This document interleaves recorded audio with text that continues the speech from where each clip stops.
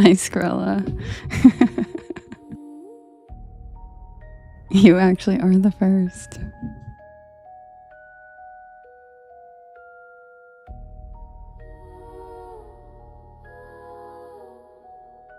Hi, Lemons. Hi, Love Bug.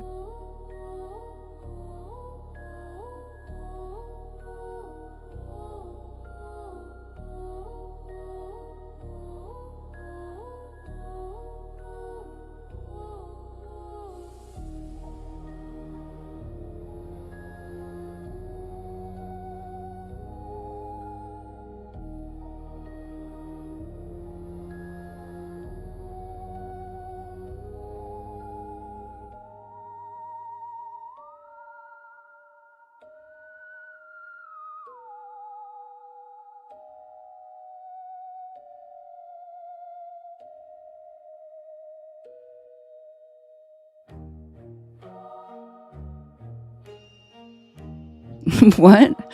Where, on my YT channel?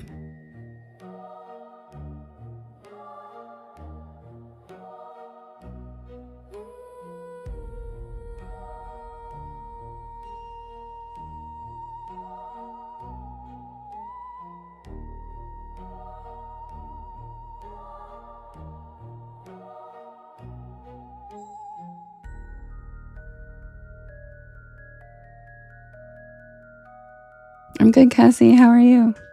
Hi, Dave. Oh, on Kim's live. Yeah. I was mostly just muted, though.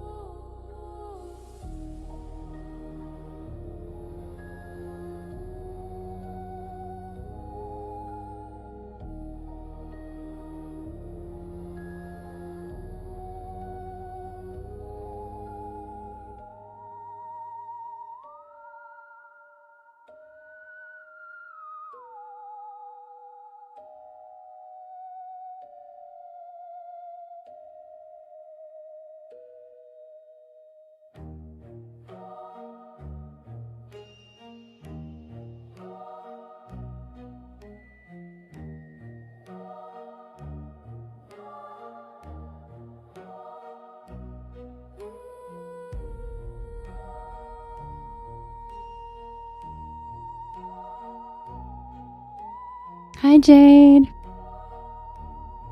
love you.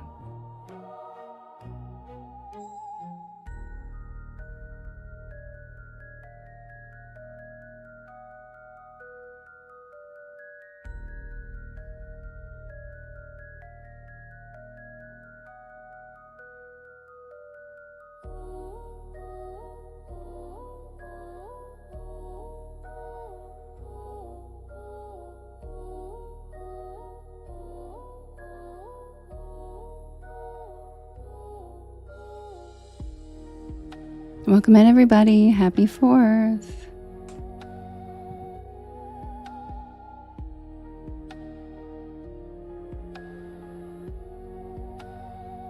Hi, Eric. Hi, Justin. Hi, Rabbit Hole. Hi, Wolf King. Hi, James. Hi, Mace. Hi, Shells. Hi, Can. Hi, Bree. Hi, Delphi. Hi, Heather. Hi, Eric. Hey, Hunter. Hi, Pippa's mom. Welcome in, everybody. My neighbors are shooting off fireworks all around me, so you guys will probably hear it tonight. Wasn't as bad last night, but tonight, there's a lot. I love fireworks, but I can't see them, so I would like at least put them where I can see them. Thanks, Mace.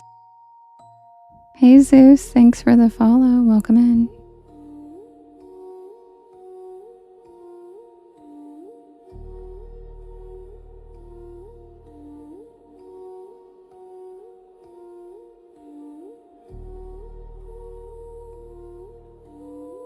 Hi, Ghost Bird. Hi, Giggles. Happy 4th. Happy 4th.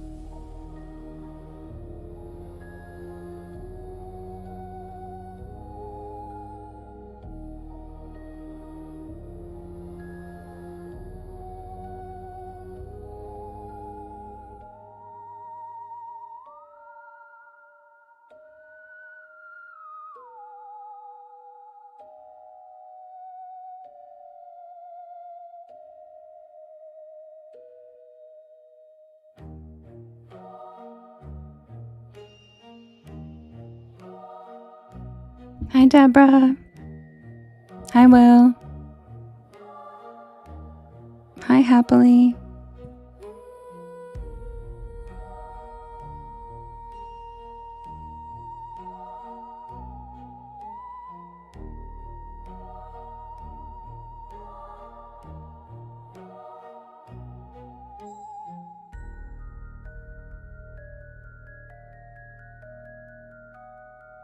Well, Ghost Bird, you are in the right place.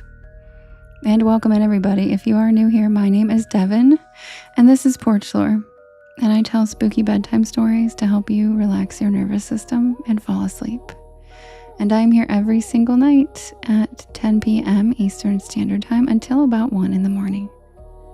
I do write and record all of these stories myself, and you can listen to them whenever you would like on my YT channel, as well as all of the podcast streaming sites. Just look for Porch Lore and you will find me, and all the links are in my bio. Oh, Heather, that's so sweet.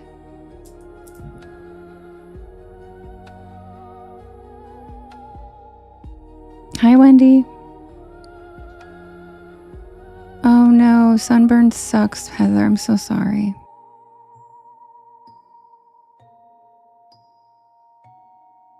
I'll tell you something random that's a trick. You know the Noxzema, it's supposed to be like face wash. Do you know what I'm talking about? Like the Noxzema cream wash.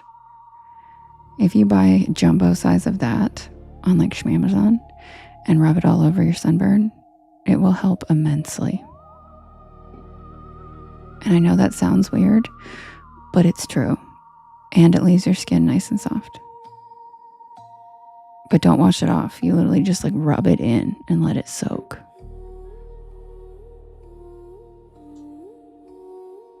Yeah, it really works. It's an old school trick my dad taught me, and it has never failed me. And I am a fair-skinned girl and I get burned sometimes. I try not too much anymore, but it's true. See, Anna says it works too. Yeah. And I know it says it's face wash, but it's not. And you can use it as that. But it also, like people suggest aloe, but I swear the Noxema works better. Really does. So that's, I hope that helps. And look how many people are agreeing it works really well. So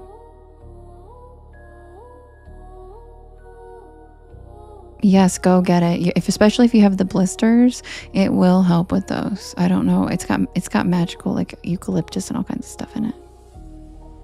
Yes. Thank you, Skrilla. I forgot to add, put the Noxema in the refrigerator. Thank you, Skrilla. And it will be your rescue salve. It'll help you so much. Yeah, it is old school and it works. I used to only use, that's what I use, Deborah. Like my dad taught me that, and it hasn't stopped working, so I've never found a reason not to do it that way. Yes, they still make it. It comes in the jars, and it's just marketed as a face wash now. Like it's like cream wash or something, but it's a nice ointment for all kinds of things. From the 70s, well, that makes sense because that's when my dad, was probably learning all that stuff. So, but it works. It sure does. My dear dad. Oh, thank you for the drumming hamster, Cassie. So cute. All right, you guys, feel free to write your story requests in all capital letters in the chat, and I will write them down and we will vote on the first story.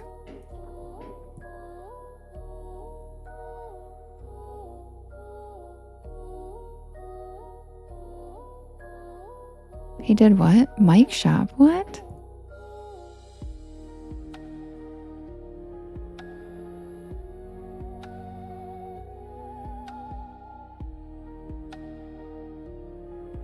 Happy 4th, Lisa.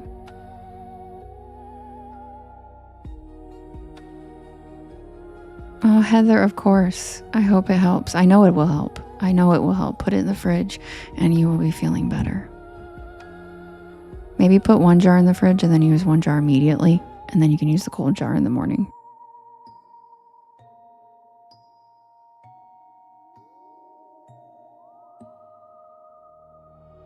Oh, I get it, Skrilla. I get it. The microphone stand.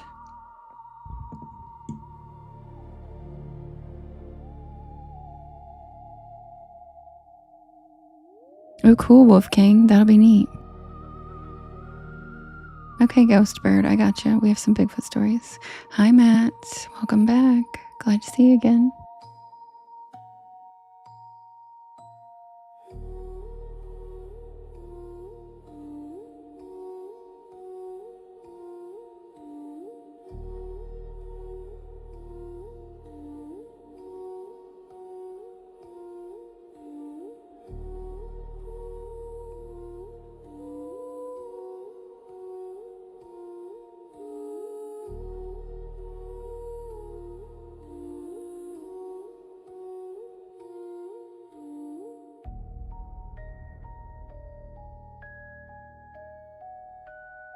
Thank you, Deborah, for the fireworks.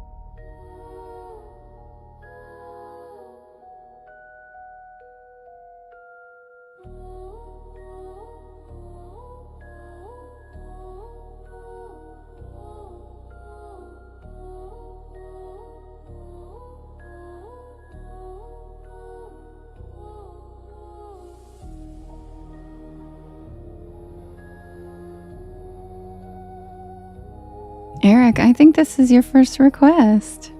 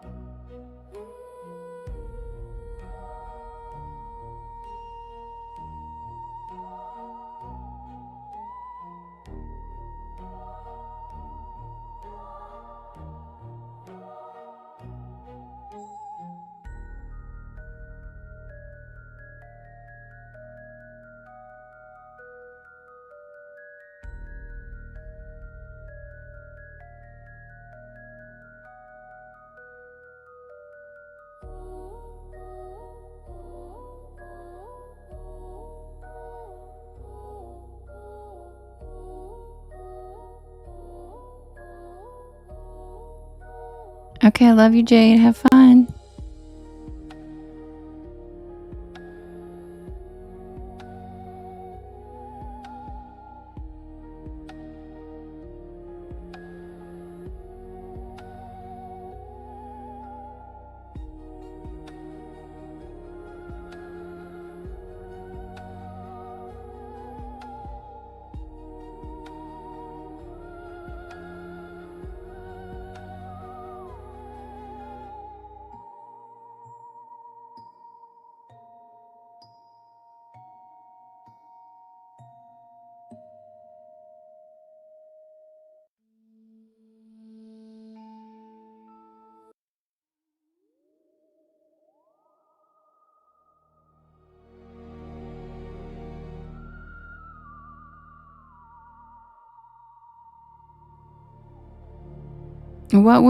What did he say? Did he like the stories?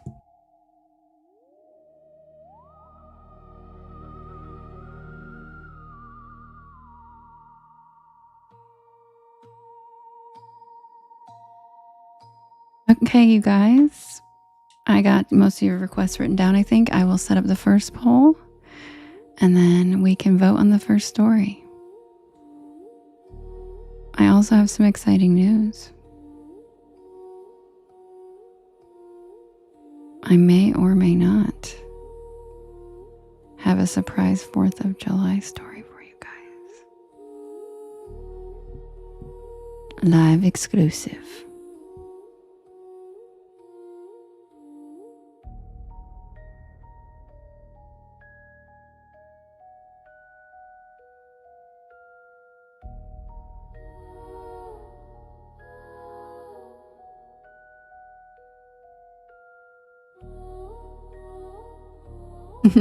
No, Dave. I literally wrote it while I was hanging out in Campus Live all day today, so who knows if it's any good. I have not had a practice read through with it, so we'll see how it goes.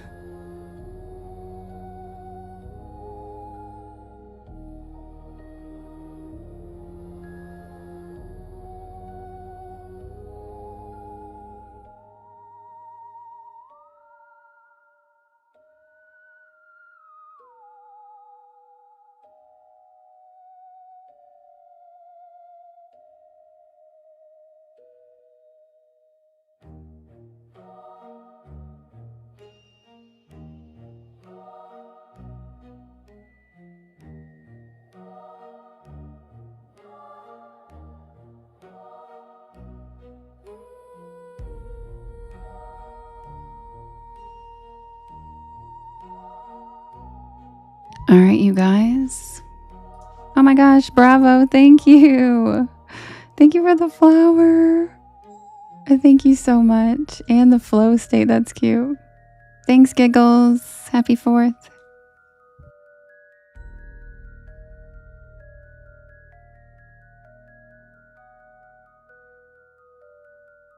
Oh my god, look how cute he is, Lily. God, I love him. He's so cute.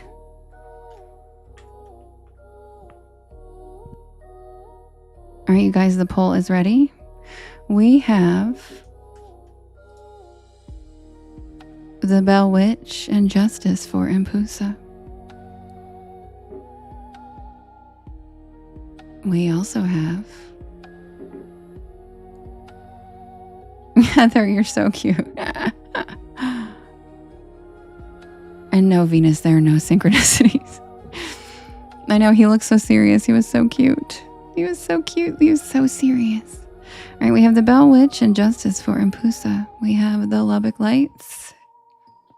We have the Mothman. We have Grandpa's Cabin. And we have, Kim's gonna punch me. And we have Booger Hollow. And you can vote in the top left-hand corner. There is a blue box, and you can vote up to 50 times. And you can vote for more than one story. Who's it gonna be? The Bell Witch, Impusa, the Lubbock Lights, the Mothman, Grandpa's Cabin, or Booger Hollow?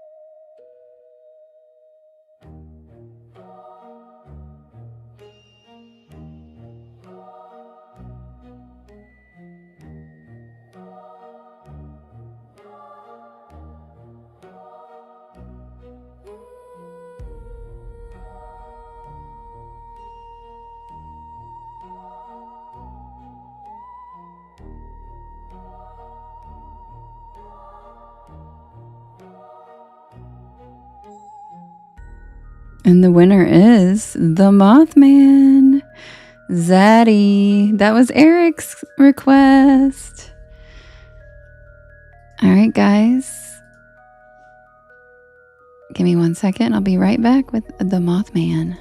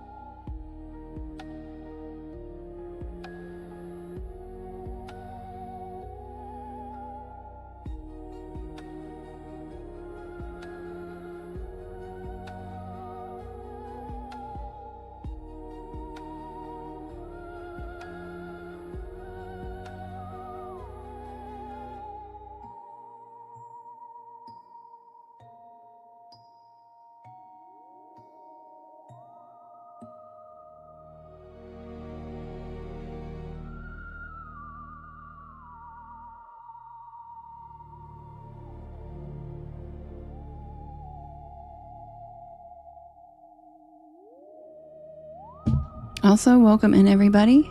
My name is Devin and this is Porch Lore. And I tell spooky bedtime stories to help you relax your nervous system and fall asleep.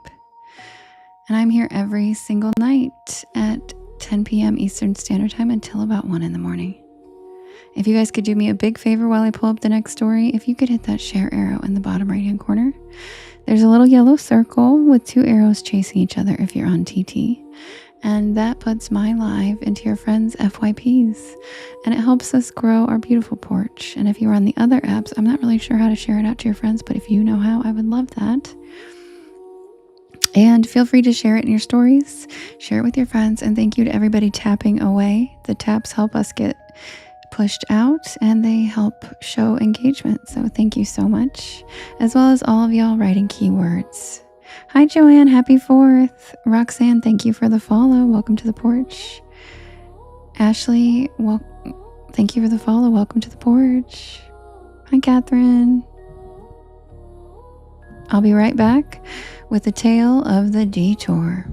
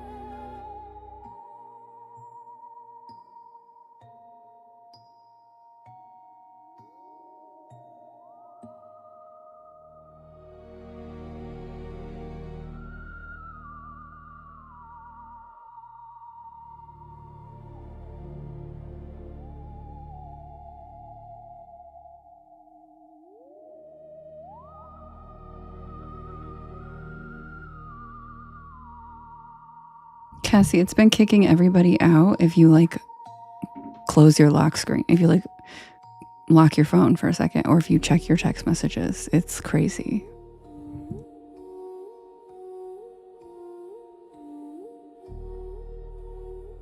Happy 4th, everybody.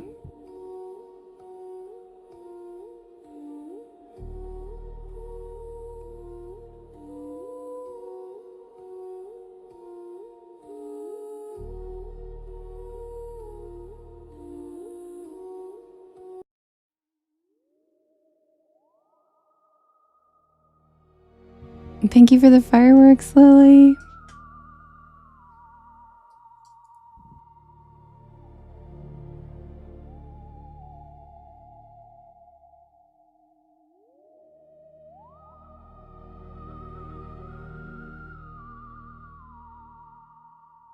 Submitted for the approval of the Porch Pal Society. This is the tale of the detour.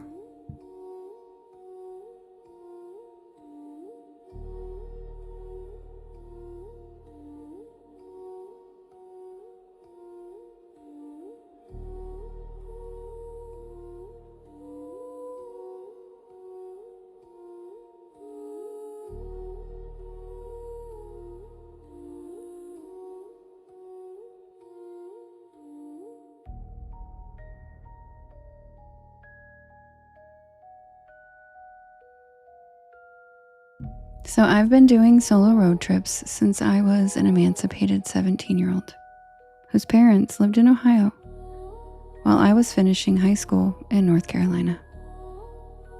Thank you, Lily. I've become very comfortable being on the road alone. I honestly almost prefer it at this point. Just me and the miles ahead of me. The windshield sunset in my eyes like a watercolor painted sky. Well, last September, I was driving from Ohio to Virginia, avoiding highways because if I have the time and it's not too many added miles, I really do love to take the scenic route. All the tiny towns just have so much character, and it's just peaceful country cruising without another car for miles. It truly is a serene way to road trip, but it can also have its downsides, like taking you a little further away from cell towers, which can cause your GPS to glitch like mine did, right around the Ohio-West Virginia border.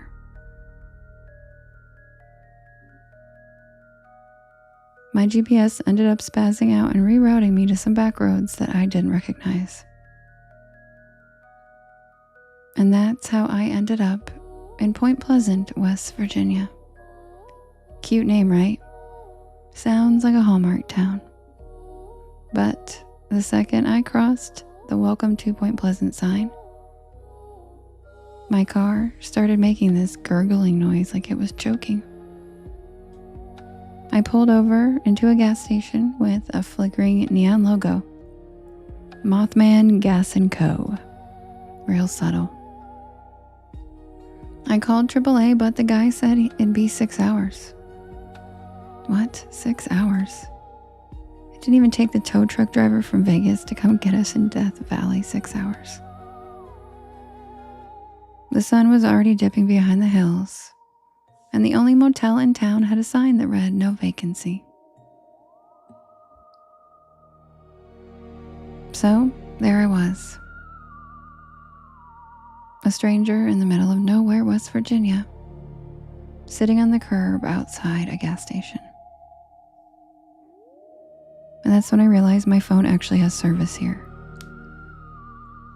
So I decided to Google Point Pleasant. And there it was. Endless websites describing Point Pleasant, the Mothman, red eyes, wings, a bridge collapse, UFOs, all kinds of strange encounters and conspiracies. And I was stranded there alone. The cashier inside the gas station sold Mothman-shaped cookies and I Love Cryptids t-shirts. I bought a coffee that tasted like motor oil and asked if there was a library or something nearby to kill some time.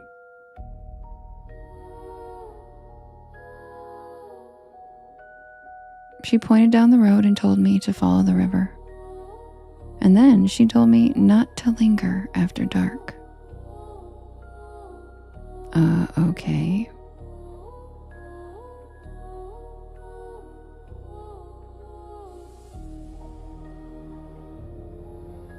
The library was closed, of course. So I did linger. Yes, I did. And I wandered toward the river past the bridge. And the Ohio River looked black, swallowing up the sunset. It was pretty much completely dark now down by the river, and there were no streetlights. Then my phone lost service again. And all I could hear was the sound of the water and this strange humming, almost like a transformer about to blow.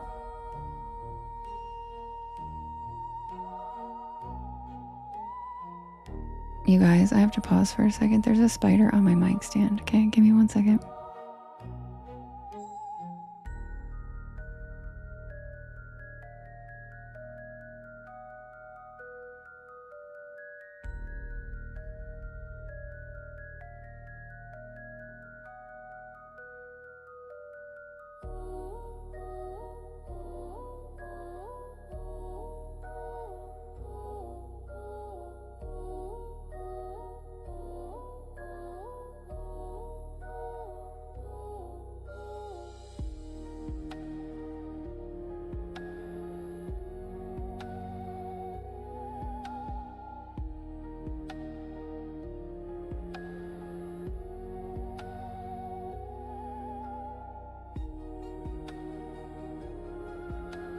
Yeah, sorry guys. Yes, spiders do like to hear my stories.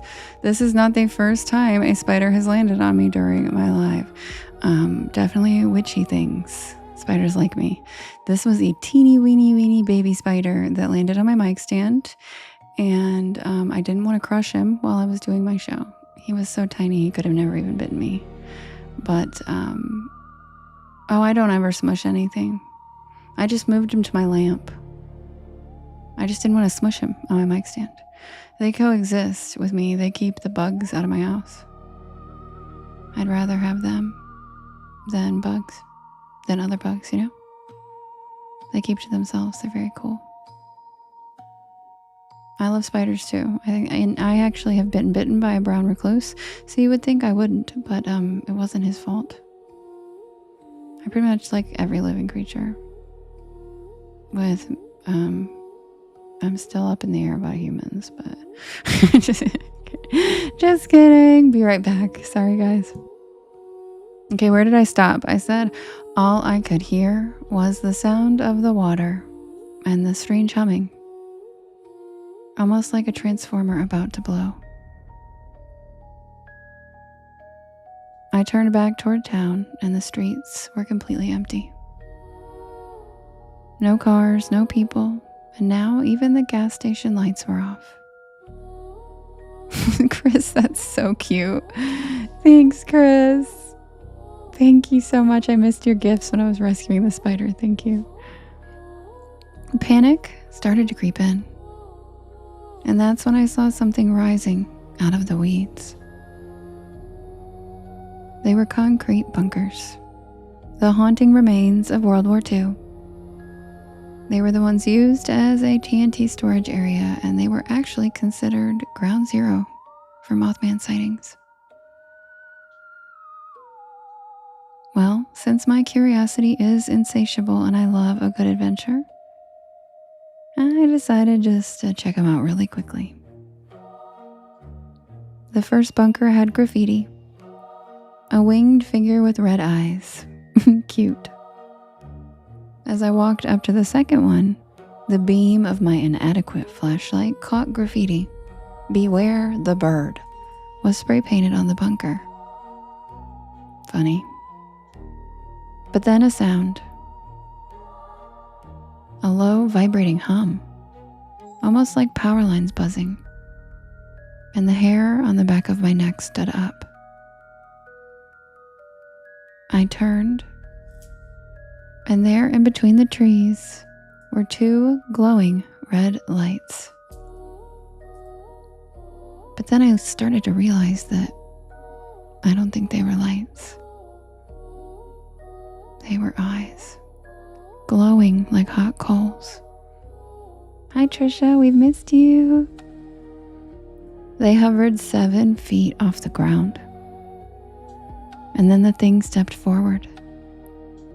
My legs turned to cement and I swear my brain short-circuited. It was tall, 7 feet maybe, with hunched bony shoulders and skin like wet charcoal. And wings, not bird wings, but not bat wings either. Something in between folded tightly against its spine. And those eyes, they glowed, not like reflectors. They were lit from the inside. Trisha! Oh my God, that was so pretty. Thank you. Did you guys see that? Thank you so much. That was so beautiful, my goodness. I turned and I ran. Branches clawed at my arms, slowing my escape. And then I tripped over some roots and I tore my jeans, but I didn't even care. The buzzing sound followed me, vibrating in my skull. Thank you, Brooke. But I didn't dare look back. When my feet hit the paved road, I quickly glanced back as I ran. And the creature was on the bridge now. Thank you, Trisha.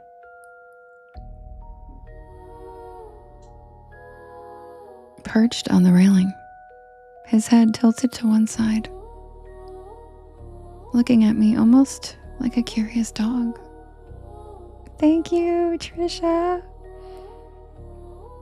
When he spread his wings, they were easily 10 feet wide. And then he let out a horrifying screech that sounded like a train braking. I ran all the way back to my car at the gas station. I jumped in and I locked the doors. AAA finally showed up at midnight. The tow truck driver didn't even ask why I was shaking. He just nodded when I mentioned that I had seen something odd by the river. He told me I was the third highway traveler this week to somehow get rerouted to Point Pleasant and end up stranded right at sunset. I slept in my car in the parking lot of the auto shop until it opened in the morning. After an inspection, the mechanic found nothing wrong.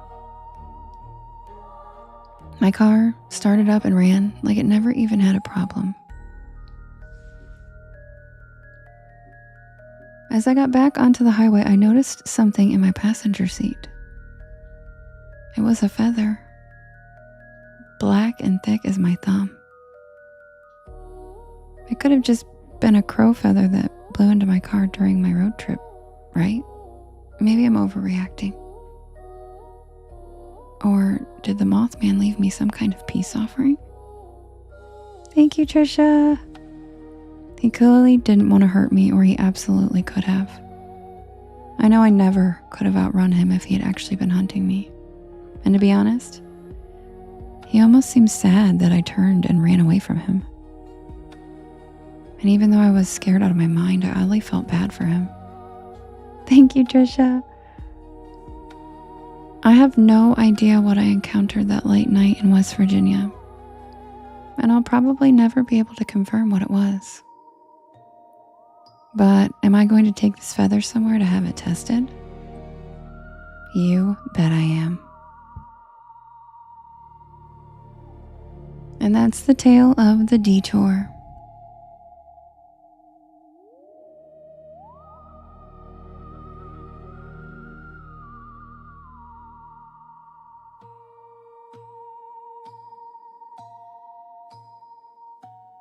Welcome in, everybody. Happy 4th of July. Happy Saturday. My name is Devin, and this is Porch Lore. And I tell spooky bedtime stories to help you relax your nervous system and fall asleep better. And I'm here every single night at 10 p.m. Eastern Standard Time until about 1 in the morning. I do write and record all of these stories myself, and you can listen to them whenever you would like on my YT channel, as well as all of the podcast streaming sites. Just look for Porch Lore and you will find me. I also have all of the links in my bio. I also premiere a new one of these stories every week on Mondays, live on my YT channel at 7 p.m. Eastern Standard Time. So feel free to join us this Monday. We have a live chat, a live premiere. It's a lot of fun. And we do have a porch pal that is, I believe, in here right now, who is going to be in the story on Monday. And it's a new state that we've never covered before.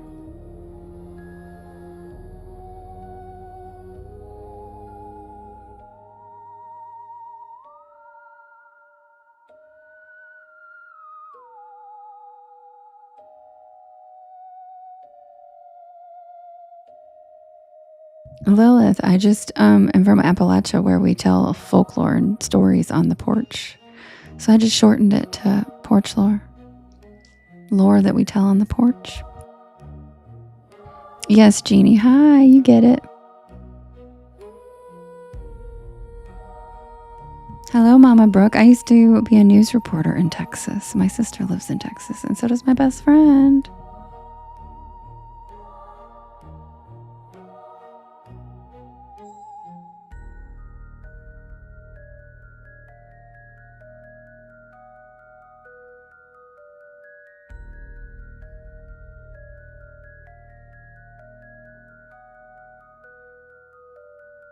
Of course, Lilith, anytime. People ask every once in a while. But yeah, it's just lore I tell on the porch.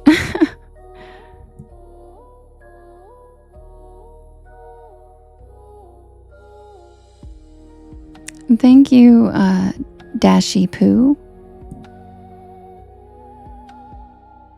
Oh, Jeannie, I just finished one. And so we're going to vote on the next one right now. All right, you guys, welcome in. If you guys could do me a big favor while I set up the next poll for us to vote, if you guys could hit that share arrow in the right-hand corner, there is a little yellow circle with 2 arrows chasing each other that says repost. And that puts my live into your friends' FYPs, and it helps us grow this beautiful porch of ours. Thank you for the fireworks, Rachie and Michael. Thank you so much. And Rachie, thanks for the cozy cryptids and all of the fireworks. I will be right back with the next poll for us to vote for the next story. Happy Saturday. Anne-Marie, thank you for the follow. Welcome to the porch. Oh, you guys, Wookie. Thanks, Wookie. Wookie just sent a super fan box. In the top left-hand corner, there is a little treasure box, and that, if you open it, you get a super fan for a month. Super fan membership. Thank you, Wookie. That's so sweet of you. All right, guys, I'll be right back with the next poll. Happy Saturday. Grab a beanbag chair, grab a hammock, sit back and relax, and welcome to the porch. Jeannie, thank you for the hand hearts. All right, I'll be right. Hi, Laura. Thanks for the heart me. I'll be right back.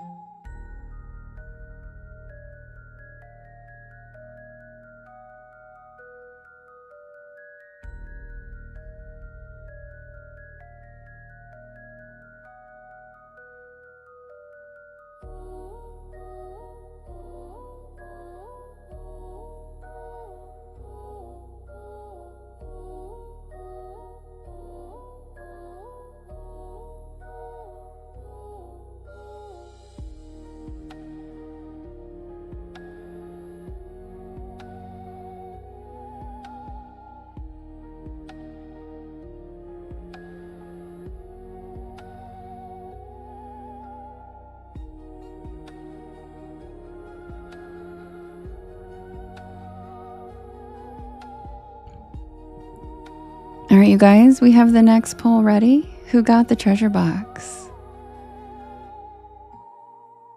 Mr. Gardening, thank you for the follow. Welcome to the porch. Trinity, thank you for the follow. Welcome to the porch. Ooh, cheesecake sounds good, Laura. Kazuki, thank you for the follow. Who got the treasure box?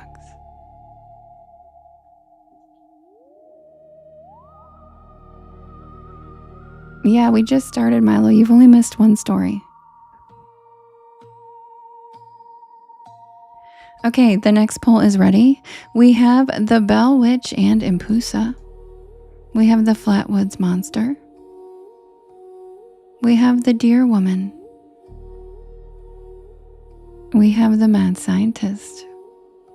And we have the Kentucky Goblins. You can vote in the top left-hand corner. Oh, Chris! Oh my God, Chris, thanks for helping me with my gallery. I love him so much. He's so cute. Thank you. All right, you guys, Bell Witch and Impusa, the Flatwoods Monster, the Deer Woman of Oklahoma, the Mad Scientist, and the Kentucky Goblins. Chris, meow, meow. He's so cute. His little meow is the cutest thing.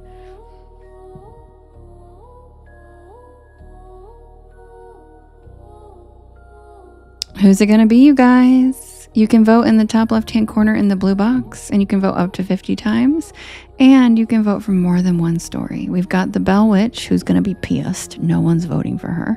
We have the Flatwoods Monster. We have the Deer Woman of Oklahoma, who's also going to be pissed. And then we have the Mad Scientist and the Kentucky Goblins. Who's it going to be? Thank you, Milo. That's so sweet.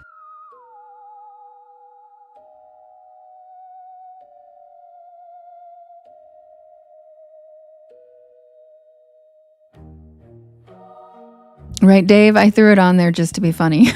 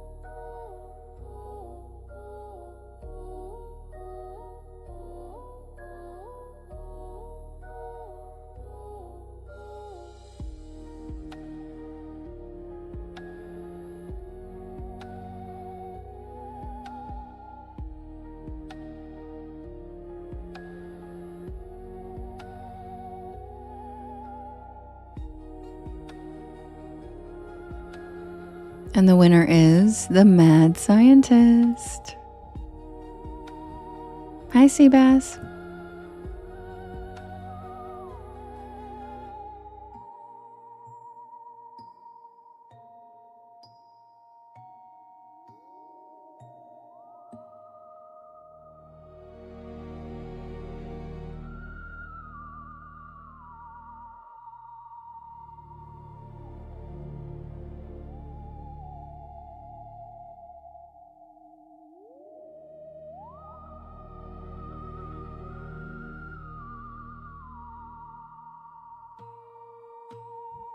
Way to go, Dave.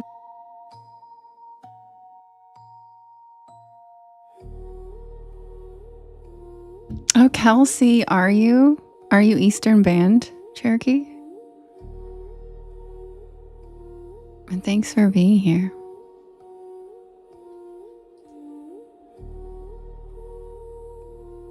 I'm honored whenever our Indigenous people come in. I love it. I feel very honored because storytelling is very important to your culture, and it's an honor to be able to tell stories to you guys. Which one, Lakota? Oh, which one? Yes, I'm live every night, Dallas.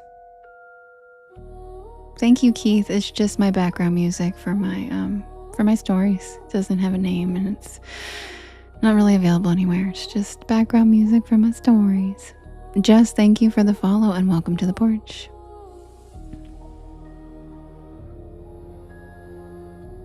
I'm good, Shorty. How are you?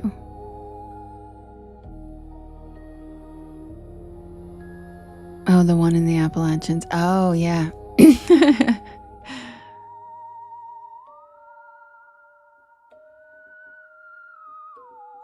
Oh, really, Chris? Cool. Yeah, Dallas, welcome to the porch. Glad to have you here. The porch pals are pretty cool. Everybody welcome Dallas into the porch. All right, you guys, the winner was the mad scientist. I will be right back with that story. So grab a beanbag chair, grab a hammock, sit back and relax. Check out the shooting stars and welcome to the porch. Oh, you're visiting for a powwow. You have no connection, unfortunately. But it feels amazing on the roads. I bet the energy there is just so amazing. That's my spiritual beliefs align most closely with what the indigenous people tend to believe. They call it like something in every other country, but they call it witchcraft in Scotland, where I grew, where my ancestors lived. But I just really revered their beliefs and the way they treat the earth and the way they treat other living things, etc.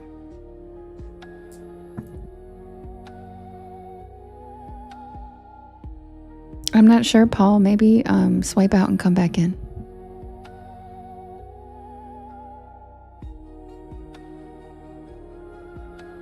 Oh, that's awesome, Kelsey. That's so cool. Love that.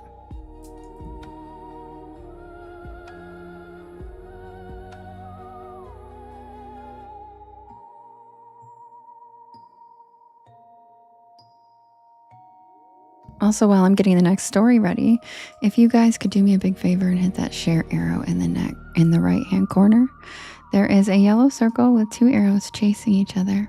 Hi, Andy. Hello, Andy. Happy 4th. Hi, Lost Sister. And if you guys could hit that repost button, that puts my live into your friends' FYPs, and it helps us grow this beautiful porch with cool people. Also, sharing to your stories and sharing with your friends helps too. Half pint, that's okay. I said, hi, Andy. That's so cute. Your nieces took your phone. Hello to your nieces. That's adorable. Don't be sorry. That's so cute.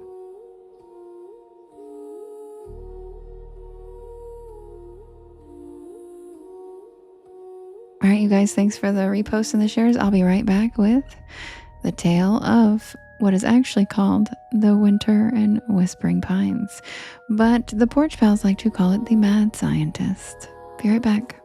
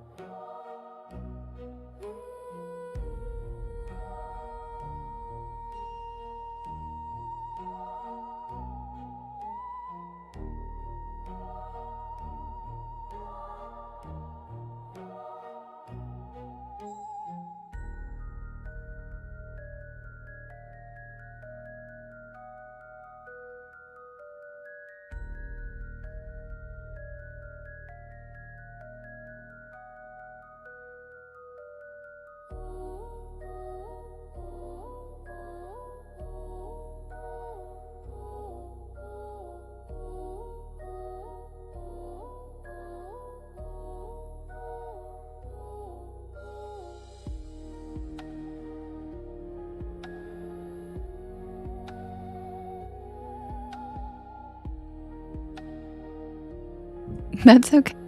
That's okay, Aqua. Happy 4th.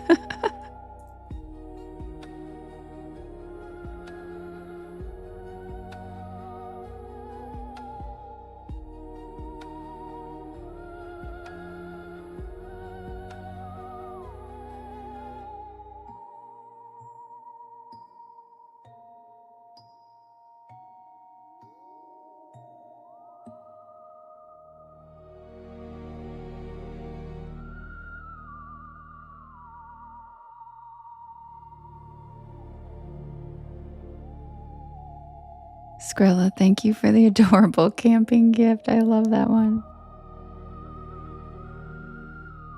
Hi, Yaya. How you feeling?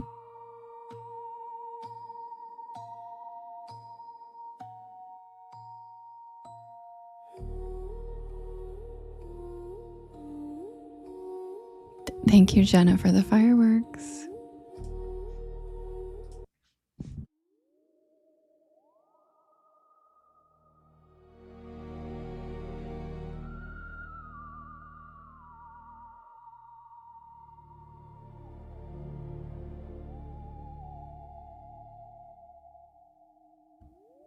Submitted for the approval of the Porch Pal Society.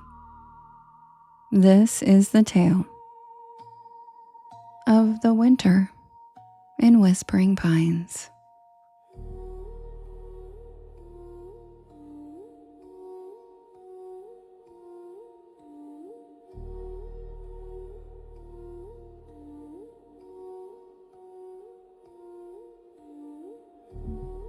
There's something about winter storms that strips away every illusion of control we think we have. You can plan, prepare, check the forecast 100 times. But when nature decides to cut you off from the rest of the world, you're helpless. Thank you, Yaya. That's the lesson I learned last winter when Chelsea and I decided to rent a cabin in a place called Whispering Pines. Chelsea had found the listing online, an old family-owned property deep in the Appalachian Mountains.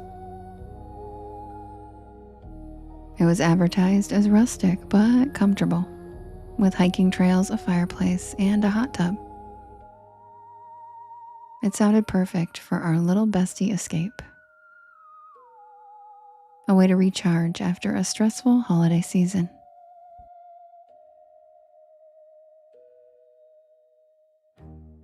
The place was remote, but that was part of the appeal. Thank you, Yaya. Thanks, Justin. No emails, no phones, no noise. Just snow, silence, and a stack of books that we had been meaning to read.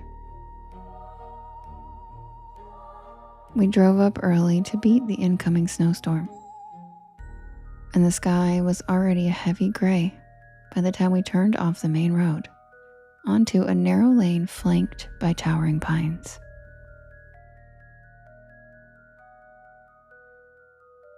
The cabin itself was tucked so far back into the forest that we didn't see it until we were practically on the doorstep.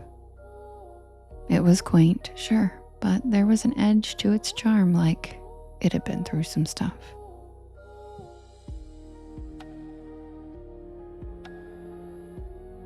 The wood siding was weathered, the shutters askew, and a small shed out back leaned so badly it looked like it might collapse. But the inside was cozy. Knotty pine walls, a wood stove in the corner, and the unmistakable scent of old furniture. The owner had left a note on the counter welcoming us and apologizing for the lack of modern amenities. By the time we unloaded the car, the snow was coming down heavy. Big flakes that piled up fast. We weren't worried though, we'd brought enough food for a week. and we had the wood stove for heat. If anything, the storm felt like an adventure. But that first night, I had trouble sleeping. It wasn't the wind or the cold. I'd expected those. It was the scratching sound. Faint at first, like the creak of a tree branch against the roof.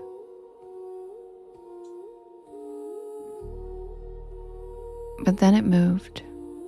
It started at one corner of the cabin and then it crept along the wall. And then it stopped abruptly near the back door. I kept telling myself it was just a raccoon or maybe a loose shutter rattling in the wind. Still, I didn't sleep much.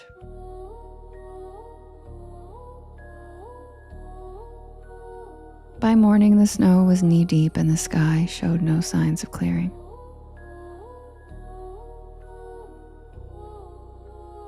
The forecast had called for 12 inches, and we were already well past that.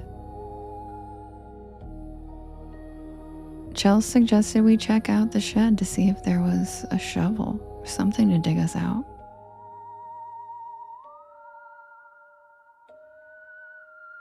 The shed was barely standing, its roof sagging under the weight of the snow. Inside, it was cluttered with old tools, gardening supplies, and a rusted-out snowblower that clearly hadn't been used in years. But what really caught our attention was the trapdoor.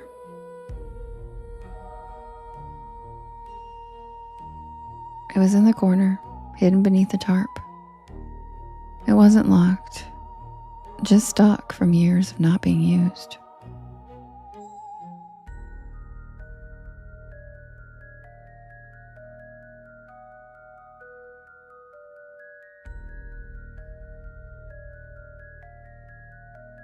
Chelsea pried it open with a crowbar, revealing a steep staircase leading down into darkness. We didn't go down, not then. Chelsea said we should leave it alone, and I didn't argue. That night, the scratching came back, louder this time. It started just after midnight, the same creeping sound along the walls. Chelsea and I sat frozen in the living room, staring at the front door. The wood stove cast flickering shadows across the walls. And for a moment, I thought I saw something move outside the frosted window. We tried to rationalize it. Maybe it was an animal or maybe the wind, but when the sound shifted to the roof, our excuses fell apart. Whatever it was too heavy to be anything natural. The next morning, we found the tracks. They circled the cabin, deep impressions in the snow. They didn't look like any footprints I'd ever seen.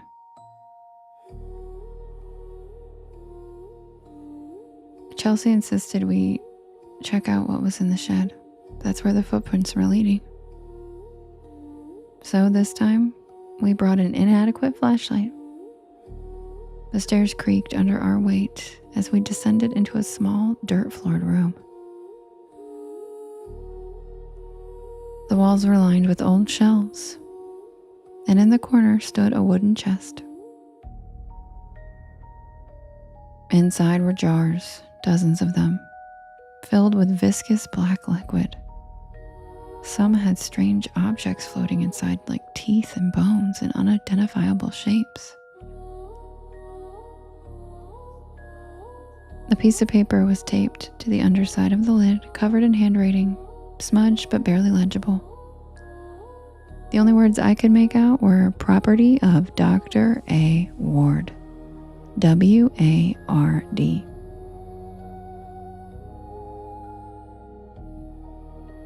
Doctor? Jars full of body parts?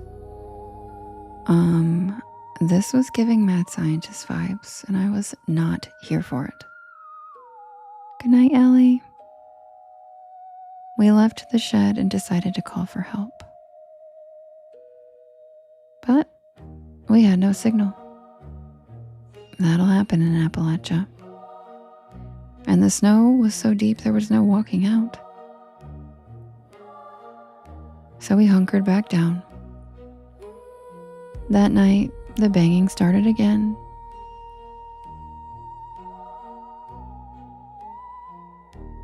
But this time, it wasn't just on the walls or the roof. It sounded like it was coming from the shed. By the time we worked up the courage to look, we saw that the trapdoor was open and the chest was gone. We didn't sleep after that. The sounds outside grew louder and more frenzied, like something was circling, hunting. At one point, Chelsea swore she saw a figure standing at the edge of the woods. When dawn broke, we made a run for it. It didn't even matter that the snow was still falling, or that the nearest town was miles away. We couldn't stand staying another night. But we never made it to town. About halfway down the road, we were intercepted by a snowplow. The driver, a burly man in his 50s, told us the storm had stranded several travelers and offered to take us back to his place until the roads cleared. And hi, Voodoo Daddy, I am a real person. Welcome in.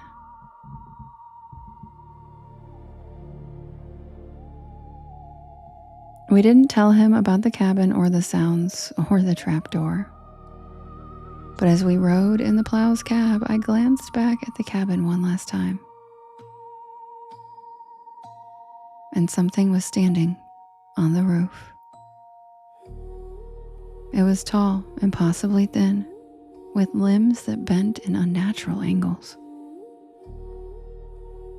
It watched us until the cabin disappeared from view, and even now, I can't tell you whether it was real or just my imagination.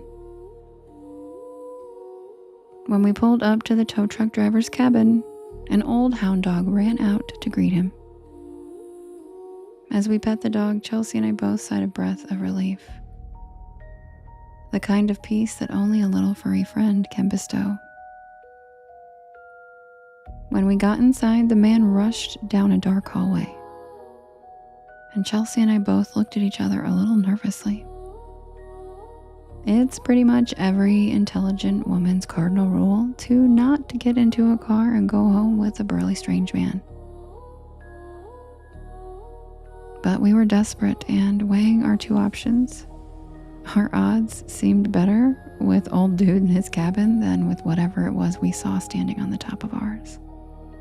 Thank you, Chris. Or so I thought. The man emerged from the back of the house with 2 lush, fluffy bath towels and 2 pairs of men's XL sweatpants. He chuckled sheepishly and said, "Sorry, ladies. Us mountain men don't really have the best accommodations for 2 young ladies such as yourselves." His accent was odd. I couldn't place it. It kind of sounded German, but like he was trying to hide it. We both looked at each other, dripping wet in our snow-soaked jeans, and we let out a grateful giggle as we grabbed the towels and sweatpants. After guiding us to his spare bedroom, he asked us if we'd like something to drink. He mentioned that he's a big hot chocolate fan, and that he has a special recipe handed down from his German ancestors. Being of German descent myself, and also a chocolate fiend, without thinking, I immediately accept his offer for that sweet toasty cocoa. Chelsea smiles sheepishly and nods her head in agreement that she'd love a cup too.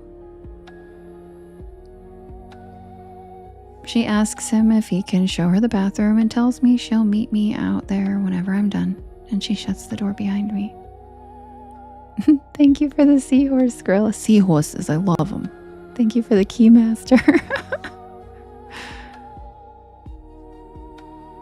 His cabin was cozy, with a roaring fireplace and unique 1940s decor scattered throughout. And then I noticed what appeared to be a charger cord sticking out from underneath the bed. I bent down to pull it out, hoping to give my phone some juice. Voodoo Daddy, you're so cute. As I pulled on it, I realized it was stuck in a plastic storage box. So I slide the box out from under the bed, and what I see next makes my stomach drop. The whole box is filled with cell phones, chargers, and wallets. The first thing I notice is that all the phone cases look glittery and pink and pastel. I think these are women's phones. I grab the first wallet I see and I open it up. Inside is an ID for a Tiffany Jenkins from Indiana. Checking the date quickly, I notice that the ID is expired. Thank you, Misty Day. And then Chelsea calls my name from the living room. I frantically shove the box back under the bed and I shuffle out of the room. I join Chelsea, who is already downing her hot cocoa next to the crackling fire. The man is still in the kitchen making up my cup of German chocolate brew when I whisper to Chelsea about the box under the bed. And the first thing she says is, we had guy friends in college who used to slang fake IDs, and they always had expired ones laying around. She was right. So I just let it go. Then the man came back in with my mug of piping hot cocoa. Now this was the thickest and darkest hot cocoa I've ever seen. And he wasn't kidding about it being a secret recipe because it must have been dark chocolate, because as creamy as it was also very bitter. I took one sip and set it down.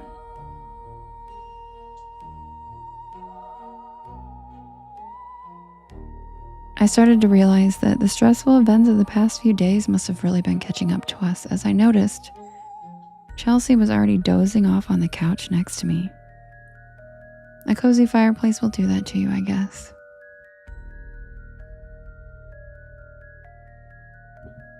Then the doorbell rings and the man strolls over to the front door and steps out onto the porch, closing the door behind him. It's a delivery man with a package. Hello, I have a delivery for Dr. Adolf Ward. And then it hits me. It was him. He was the owner of the trunk in the shed. He was the one we were trying to escape this whole time. Oh my God. The black liquid. Did he put that black liquid from those jars in our drinks? Without even thinking, I jump up and I run back into the spare room. I pull my phone off the charger and I decide that I'm going to crawl out that damn window and run. I will go get us help and I will come back for my bestie. Because if we both get stuck here, we have zero hope of surviving this.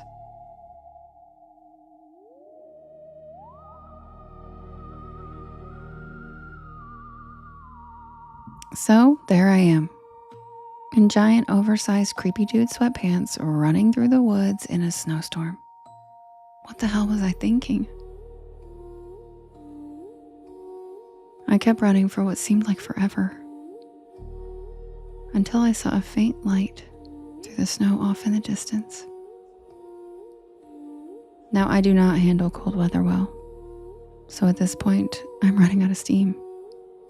But I just keep pushing myself, realizing that this is literally life or death at this point. As I finally make it to the edge of the woods, I basically trip from my momentum and I fall out of the tree line and into the parking lot of a Bojangles. Now, anyone who knows me knows how much I love a good breakfast biscuit and a sweet tea from Bojangles. But I had never been happier to see that glowing yellow and red chicken sign than I was in that very moment. The employees inside the Bojangles helped me to call the police, and they were on the scene quickly. They drove me back up to where the man's cabin was, and where the man's cabin had been sat an old, abandoned, run-down cabin that looked like nobody had been inside for 50 years. Then the police say, "Oh, that can't be the place. Nobody's lived there since that creepy German man lived up here, owned all this land. He disappeared, but there were rumors that he was an escaped Nazi from Germany. One of those mad scientists, the ones that the government pardoned and brought over here for the space race. A lot of local kids say they see orbs around this place, and everyone says it's haunted." What? My best friend was just drugged on a couch inside that cabin next to a raging fire. How has it morphed into this shack? This can't be happening.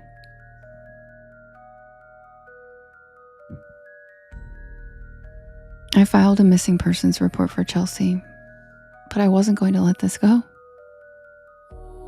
The police drove me up the path to our rental cabin and helped me dig out my car. They followed me back down the winding mountain road and made sure I got back on the highway safely.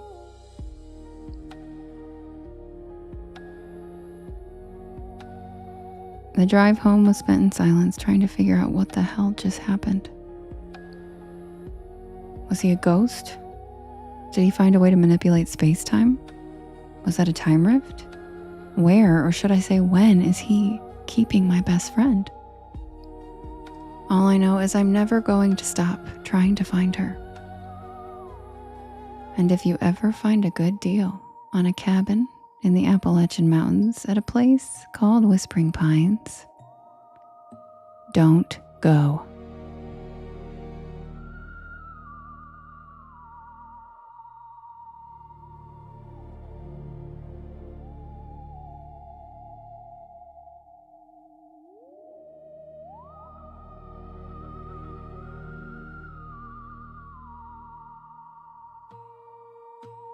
And that was the tale of the winter at Whispering Pines.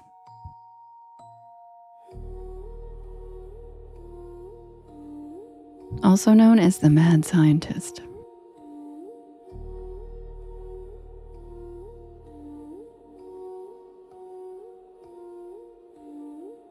Welcome in, everybody.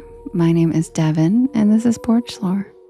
And I tell spooky bedtime stories to help you relax your nervous system and fall asleep.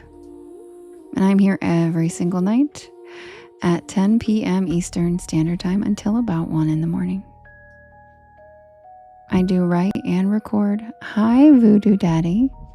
I do write and record all of these stories myself, and you can listen to them whenever you would like on my YT channel, as well as all of the podcast streaming sites. You just look for Porch Lore and you will find me. Also, all of the links are in my bio. And I'm going to set up the next poll for us to vote for the next story. And while I'm doing that, if you guys could do me a big favor and hit that share arrow in the bottom right hand corner, there is a little yellow circle with 2 arrows chasing each other that says repost. Aw, thanks, Voodoo Daddy. That repost button puts my live into your friends' FYPs, and it helps us grow this beautiful porch of ours. Sin Mini Bun, thank you for the follow. I know, and Chelsea is my best friend. And fun fact, she's still alive, don't worry. She's come into the live before. She's come into the live, and I'm like, Chelsea, you're supposed to be missing. She's like, oh yeah, hi. She found me. So we have talked about writing a second one, but it won't be until winter because, I lost her in the winter. And if it's actually a rift, then I don't know, I'm not going to give it away, but I'll do part 2 in the winter, I promise. Desiree, thank you for the fireworks. Ellie, thanks for the cozy cryptids. All right, you guys, thanks for the repost and all the shares and the taps. And I will be right back with the next poll for us to vote for the next story.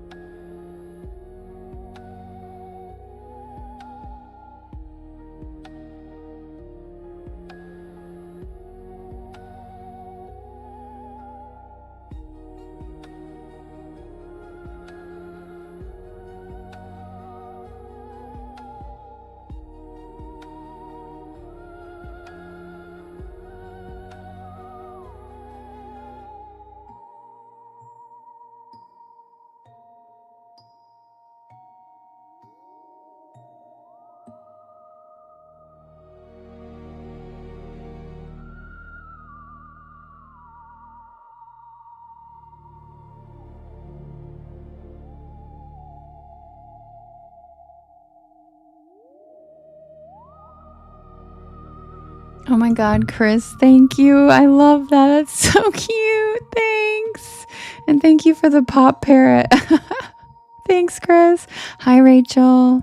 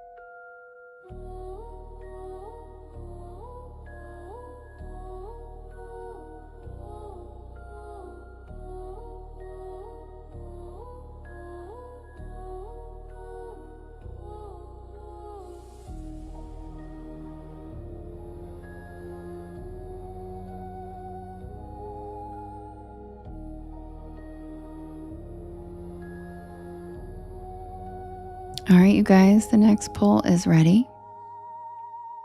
We have Paint Blue, The Crawl Space, Spear Finger, The Librarian, and The Water Babies.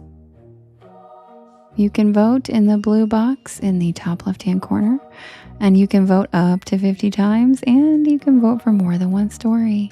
And if you're on one of the other apps watching me, Justin is a dollface and will help vote if you have a preference. We have the Paint Blue, The Crawl Space, Spear Finger, The Librarian, and The Water Babies.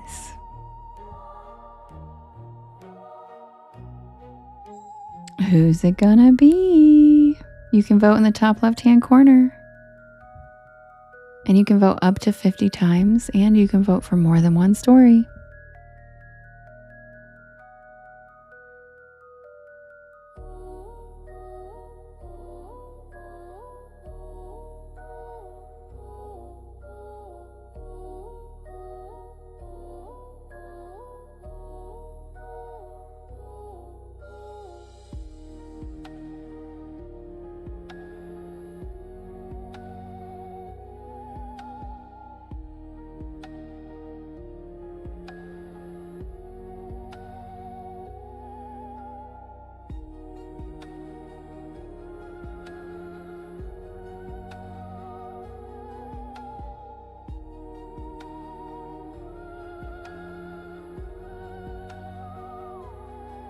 Hi, Leslie.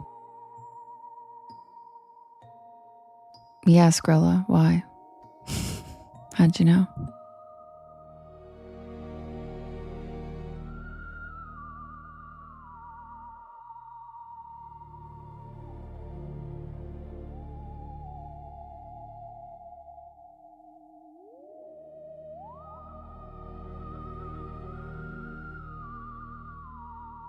Congratulations, Shannon. The newest story is The Water Babies.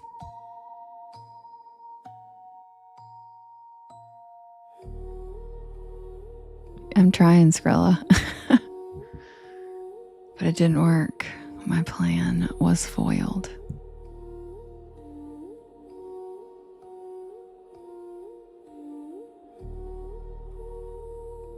So much for thinking number one always wins.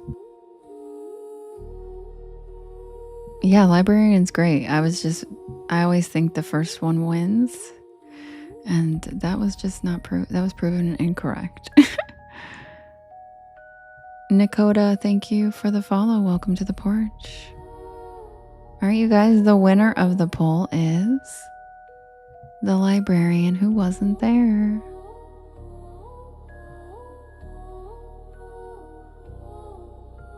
So grab a beanbag chair, grab a hammock, sit back and relax. Check out the shooting stars and welcome to the porch. Also, some exciting news for you guys who are just getting here, who weren't here at the beginning. I may or may not, I do, have a surprise 4th of July story for you guys. A live exclusive that I've literally never read out loud, and I wrote today while I was in Kim's live, and I haven't even read it all the way through. So we'll see if it's any good. But we've got a surprise story, and I will read that after midnight. Hi, Connor. Hello. How are you doing? Thanks for coming in. Happy Saturday. Joanne, I hope you're feeling better. All right, you guys, oh, thanks, Lady Rose. I will be right back with the tale of the librarian who wasn't there. Happy Saturday, happy 4th.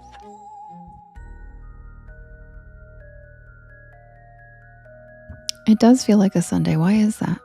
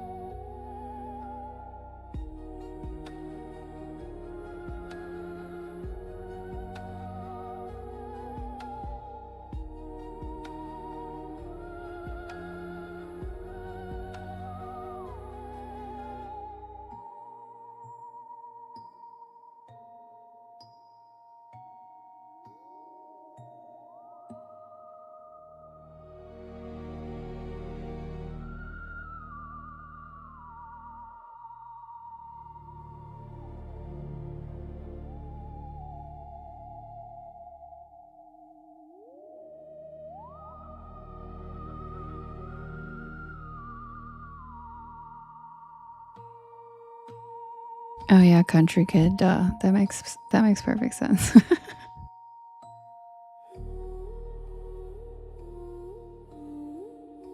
Justin, it depends. Independence Day is much more formal, but some people say that, and some like advertisements will say that, but it just kind of depends. Hi, Capri Sun. Happy 4th is a lot quicker. Yeah, we say both, but the 4th is just easier. You know, like happy 4th. So it's quicker. Kyle, thank you for the follow. Welcome to the porch. No, I didn't get any cake. I didn't get any cake. But I did get ice cream.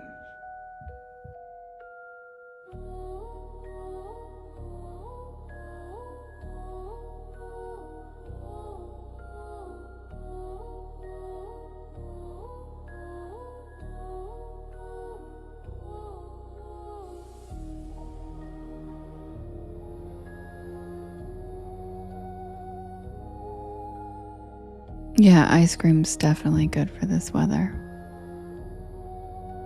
Plus, Handles has their lemon bar ice cream right now, and I eat it like a fiend because it's only for like a month and a half or something, and I just like get it as much as I can because it's so good. I don't understand why lemon is a summer flavor when citrus is like, I don't get it. I don't get it. They have the lime one all year. I feel like key lime is much more of a summer flavor than lemon. Anyway. The lemon fiend. Yeah, I love lemon flavored stuff.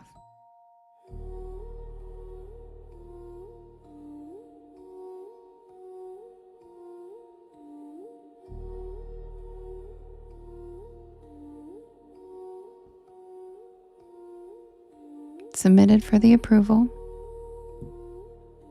of the Porch Pal Society. This is the tale of the librarian who wasn't there.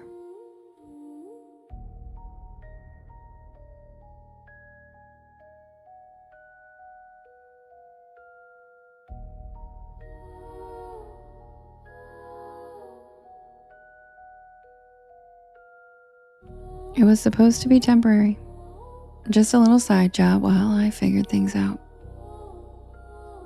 I moved to Concord, Massachusetts after my lease ran out, and I had finally accepted that my job in the city just wasn't working out. I needed space, a chance to hit reset. Rachie.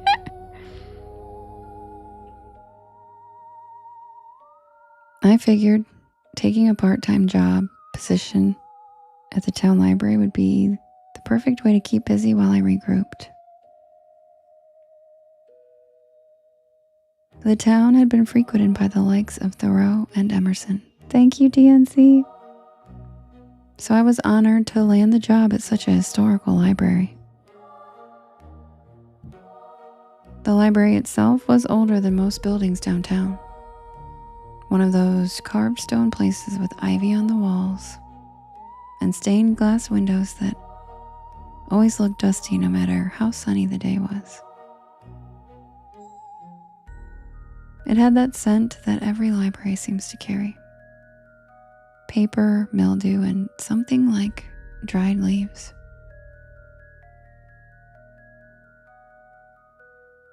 But there was something else in this one. Something I couldn't name. From the start, the locals avoided talking about it.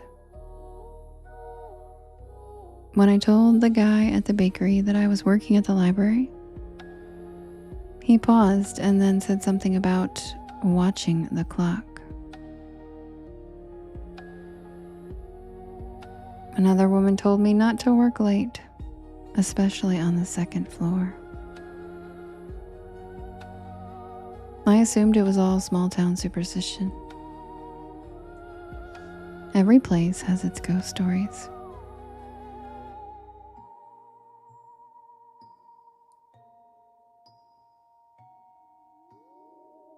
But I did notice one thing right away. The library didn't have any computers. Oh my God, Skrully, you're right. It's Silly Story Saturday and I forgot. No card scanners, no barcodes, no digital catalog. Instead, everything was logged in a massive leather-bound ledger. The kind that looked like it belonged in a medieval monastery. Thank you, Stacy. Patrons wrote their names and the titles that they were checking out by date, all by hand. No one questioned it. They just did it. I started working the afternoon shift with another part-timer named Marie. She was older, with silver hair pinned tightly at the nape of her neck, and a voice so quiet it was hard to tell if she was talking to you or to herself. She always left by 5, no matter what. One evening, I stayed late on accident. I had lost track of time, shelving old newspapers in the history section on the second floor.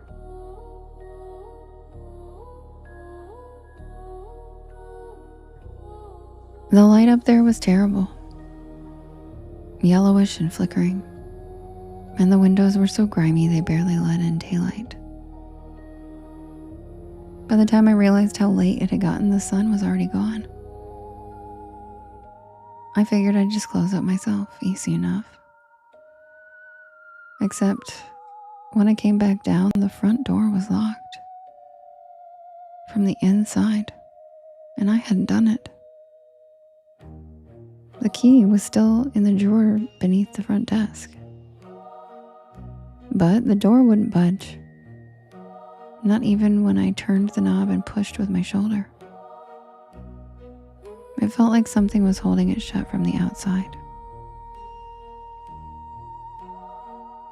I tried the side door, same result.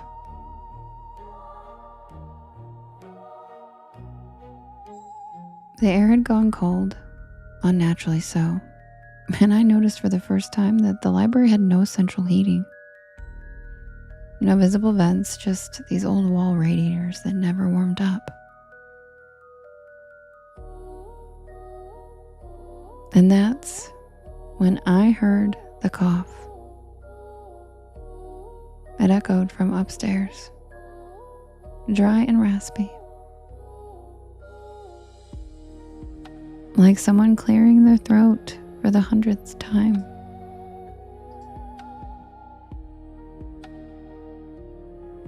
I called out thinking maybe someone else had gotten stuck in here too. But no one answered.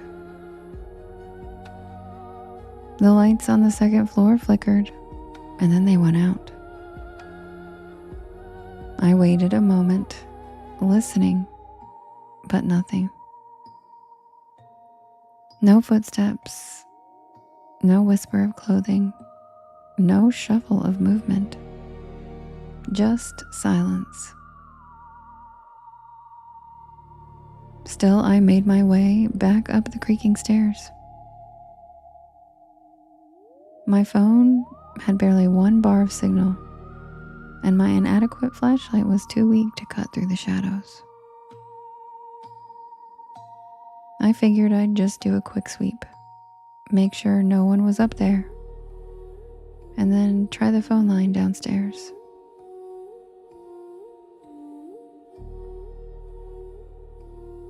The upstairs reading room was colder than the rest of the building. My breath fogged in the air. The bookshelves loomed taller somehow, more like barricades than furniture. And that's when I saw her, sitting in one of the armchairs by the window. A woman. A long skirt, dark shawl, gray hair tied back, eyes hidden in the shadows. At first, I thought it was Marie, but this woman wasn't moving. She was just watching me. Yes, Adam Carter, this is live. Hello. I asked if she needed help, and still nothing, not even a blink. I took a cautious step forward, and that's when I saw it. Her reflection in the window behind her. It didn't match. The woman sitting in the chair wasn't moving, but her reflection was. It was standing closer, leaning forward just slightly, as if peering at me through the glass. I stepped back and I tripped. By the time I scrambled up from the floor, the chair was empty. I bolted down the stairs, my heart racing. I tried the phone at the desk, but it was a dead line. Thank you, Adam. There was no dial tone, just static.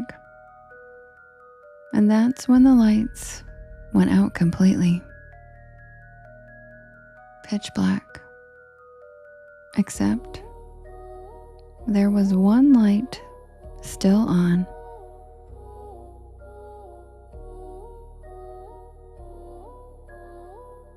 A soft greenish glow coming from the archive room in the back. I don't know what made me walk toward it. Probably my insatiable curiosity. Or maybe I knew I already wasn't leaving until I saw whatever it wanted me to see. The light was coming from the catalog ledger, and it was open. But I hadn't left it that way. I stepped closer, and the pages were turning on their own.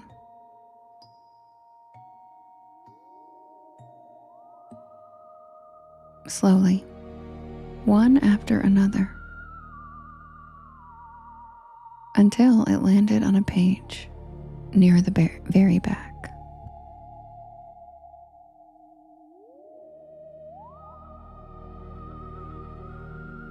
The ink was fresh, still glistening, and there was a single name written in looping cursive. My name.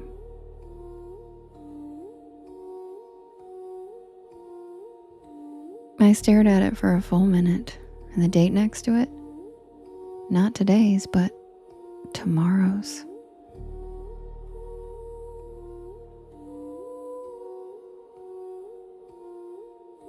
And beneath that, in smaller handwriting, the word returned.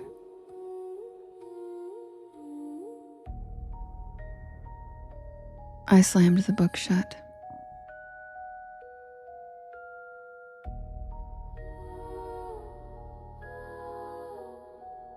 Thank you, Viola. When I looked up, the lights were back on and everything seemed normal. Except the front door, it was now standing wide open. No wind, no sound. Just the quiet, empty street outside. Thank you, DNC. I grabbed my bag and I left without locking up. The next day, I quit. No explanation, no 2-week notice. I just packed my things and I left Concord behind.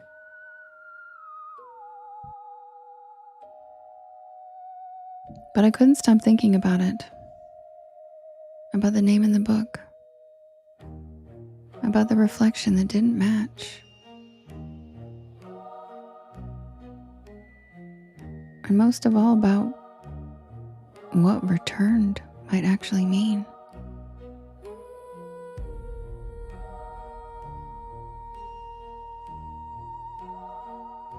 I looked it up online, and there was nothing. No photos, no recent activity, no staff listing.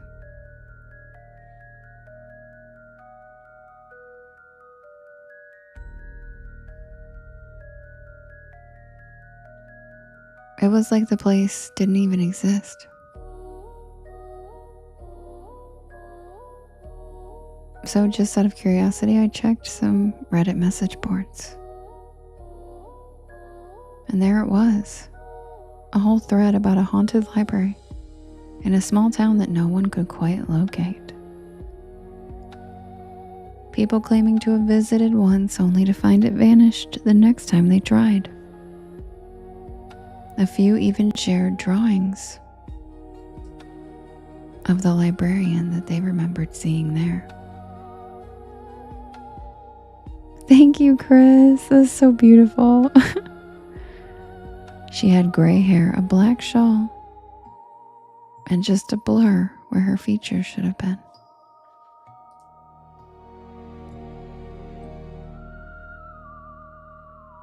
In one post, someone said they tried to take a book home, but the ledger wouldn't let them leave. Their name showed up under a heading called Unreturned. They said that the librarian had watched them sleep that night and every night since.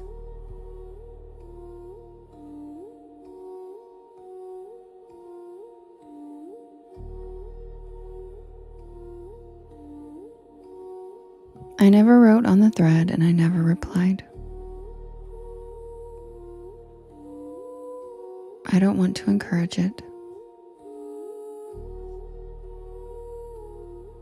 But sometimes just before I fall asleep,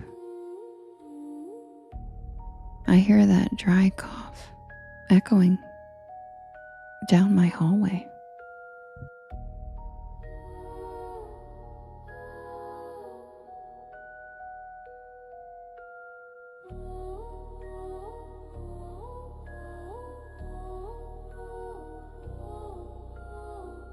And that's the tale of the librarian who wasn't there.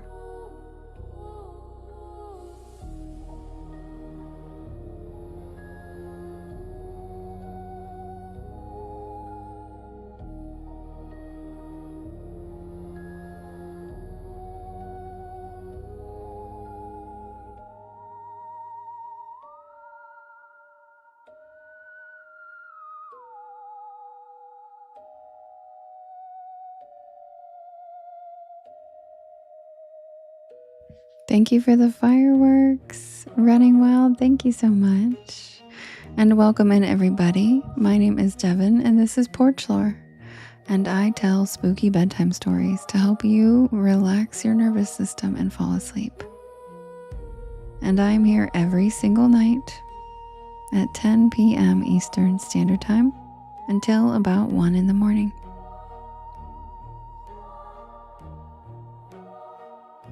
I do write and record all of these stories myself, and you can listen to them whenever you would like on my YT channel, as well as all of the podcast streaming sites. Just look for Porch Lore and you will find me, or look at the links in my bio.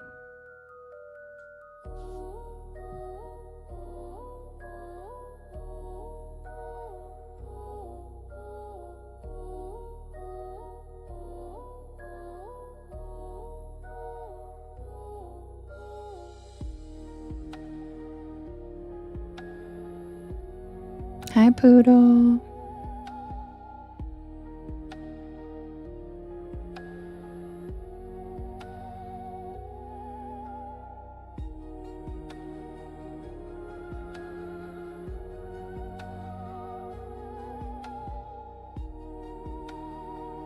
Yellow Springs, is that a cool, creepy place?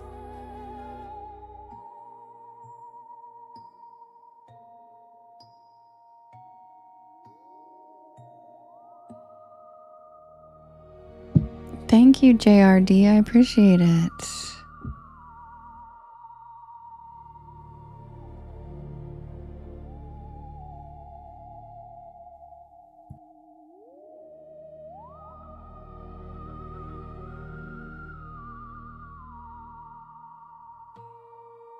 Okay, cool, country kid. I'll have to check that out. Thank you.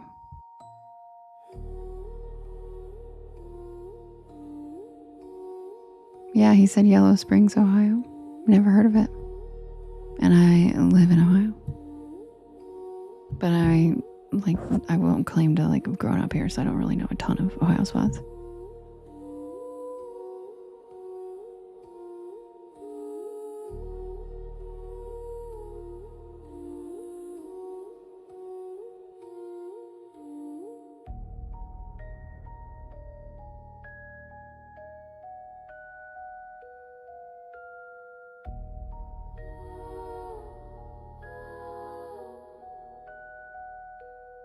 All right, if you guys could do me a big favor, could you hit that share arrow in the bottom right-hand corner?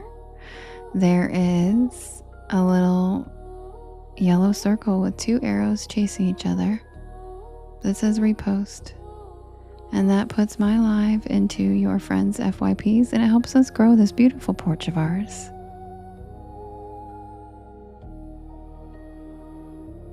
Also, sharing to your stories and sharing with your friends helps too. And thank you to everybody for the taps tonight. If you are tapping, I really appreciate it. It does help and matter more than you realize.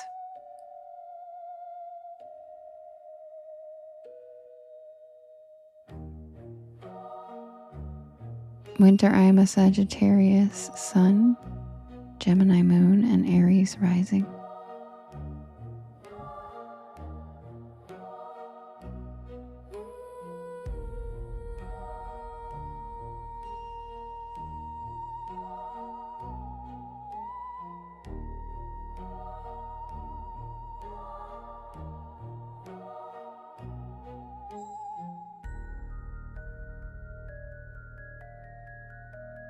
Yes, very fiery for sure.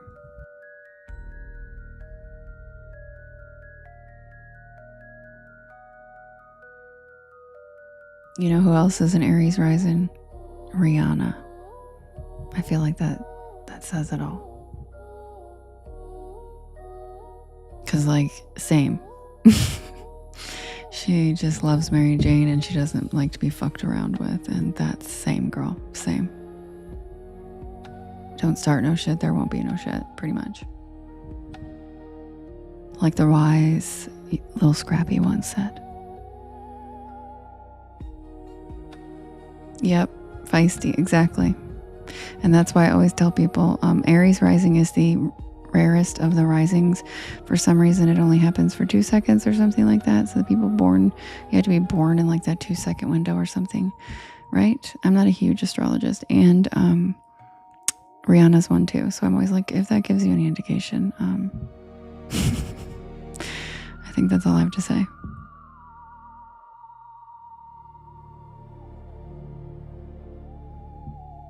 All right, you guys, guess what?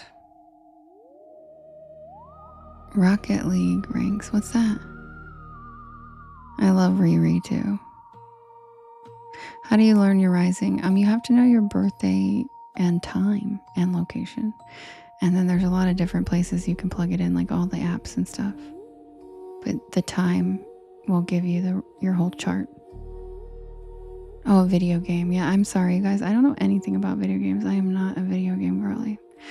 I did learn how to play Halo in college because of the frat guys used to let me park my car at their house because it was close to my classes. They taught me how to play it, but like that was literally a million years ago and I don't remember how. And I used to play like Donkey Kong when I was a kid, but besides that, that's literally about it. I know absolutely nothing about video games. I spend my free time acquiring new skills, you know?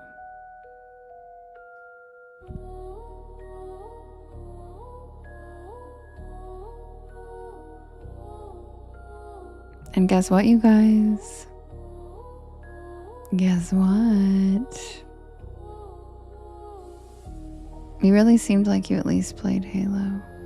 Yeah. Halo is the only one I've ever played.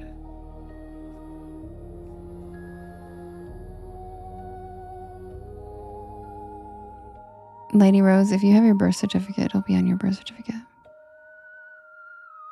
Hi, Jason. I thought it said a voice like butts, and I was about to be like, is this a troll? And it's you. Hi, Jason. Hi, bestest bestie. All right, you guys, guess what? I have a surprise 4th of July story for you guys. Yeah, acquiring new skills is tough, but you know what? It's really rewarding and it's really cool. It feels really good. It's a way to keep gaining confidence as you get older, which is really hard when society starts to tell you that you're a loser all the time. It's really important to continue to prove to yourself that you're not. And I think acquiring new skills is just really important for that. But it is very hard to step out of your comfort zone, try new things, especially once you get older. But I honestly don't give a fuck what people think. So it's like, what's the worst that can happen? Somebody's like, oh, she's trying and she's not good at that. And the fuck, have you tried? No. Do you know what I mean? So yes, plot twist, society's the loser. Exactly. That's exactly. So I just like I stopped letting it, like, because I'm like, wait, why I'm not having like fun or growing or anything because of what other people think? Why? Are they going to pay my bills? No. Are they going to bring me joy? No. Are they going to give me love? No. So like, I don't give a fuck what they think. Yeah, exactly. Fuck them. Yep. And it's honestly been great. It's so freeing. And I used to be a cheerleader. I used to be a model. I was like Miss Popular my whole life. And I'll tell you, nothing has been more freeing when I just stopped giving a fuck. So I highly recommend it. Highly recommend it. All right, you guys, I will be right back with the surprise new story that I wrote for you guys today during Kim's live. So I can't promise it's going to be really good or not. I don't really know because I barely even got to read it through once. So I'll be right back with our surprise 4th of July story called The Tale of the Frightful Fireworks. Mwah.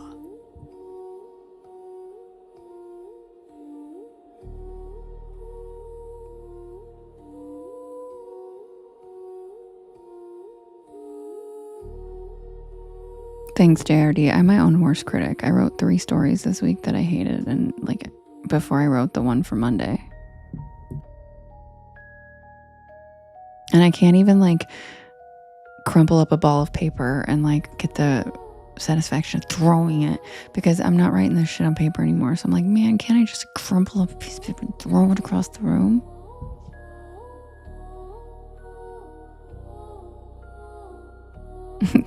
You're right, Mr. President. Thank you. Are you Abe Lincoln? I can't tell.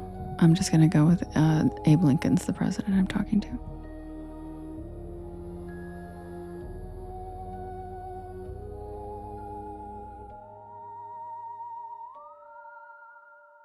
Thank you, She-Wolf. I write a story a week, Voodoo Daddy, and I have been obsessed with supernatural, paranormal, and folklore my entire life. So it's pretty easy to draw from. Plus, all of these are usually based off of actually people's reported personal experiences. And I did have a live show last year that was a panel where people came up and shared their personal supernatural and paranormal experiences with me. And then I went through and I have those all recorded and I pull from those experiences. So almost all of these stories, even though they didn't all happen to me specifically, and I write them as if they did, they've all happened to somebody.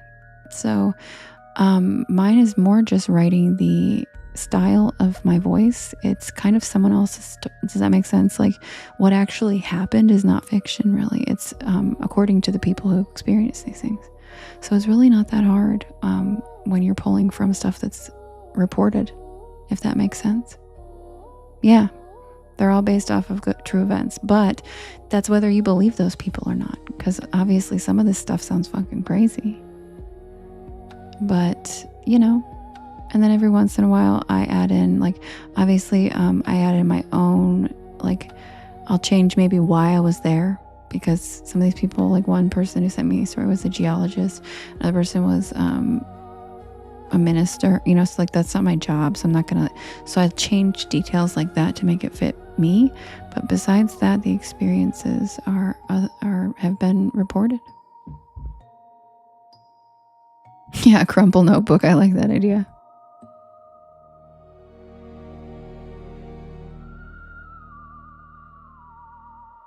No, actually, I wish it was copy and paste. I wish it was that easy, but people, most of these were verbally told to me, and a lot of times people aren't really great storytellers, to be honest. They'll tell a cool story, but they don't really know I went to journalism school, so they don't really know like the proper format of telling a story and how to build up suspense and tell people. Like a lot of times they bury the lead. A lot of times they just straight up jump right into the shit. Like, you know what I mean? So no, it's just their experiences, but it's absolutely not copy and paste. That would be so easy. God, if only people could tell stories like that.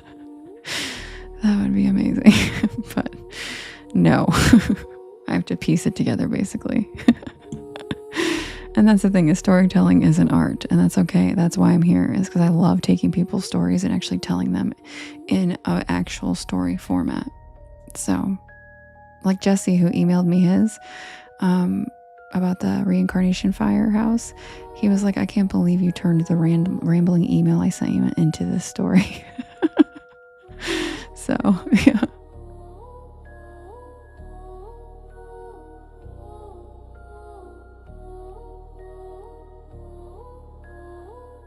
Oh, thank you, JRD. I appreciate that. All right, guys, I'll be right back with the tale of the frightful fireworks. Live exclusive, first time tonight.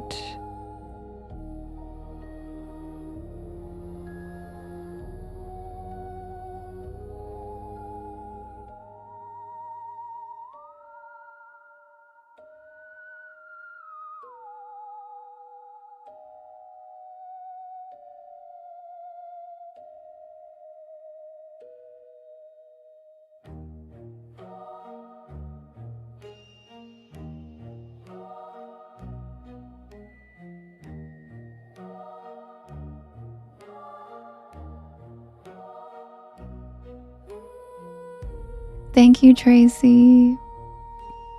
Thank you so much. Thank you, Ramen. Welcome in. I didn't see you get in here, Ramen. Hi.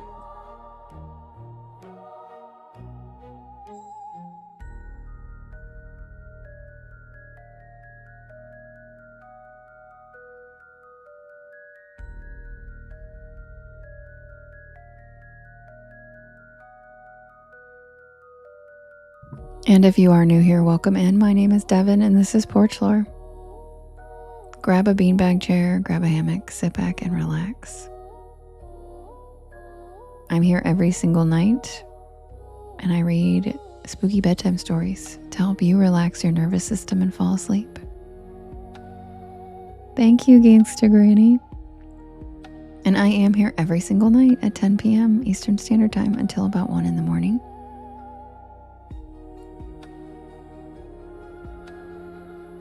So welcome to the porch. Happy Saturday. And happy 4th.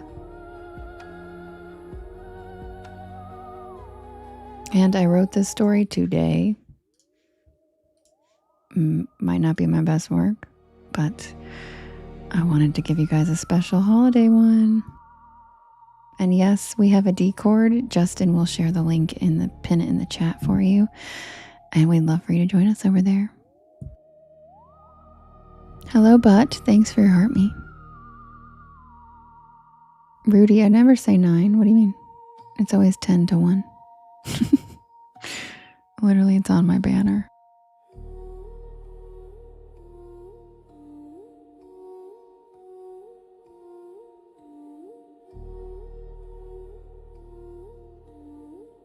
We call it that because this app doesn't let us talk about any other apps.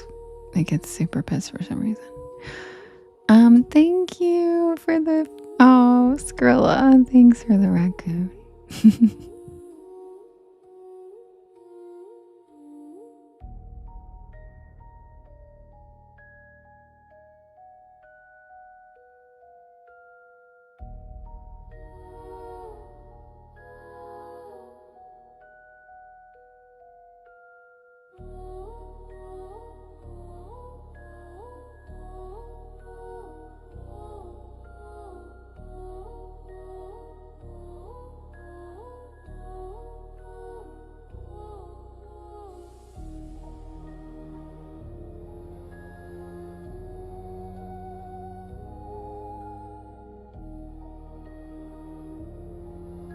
Thank you, Michael.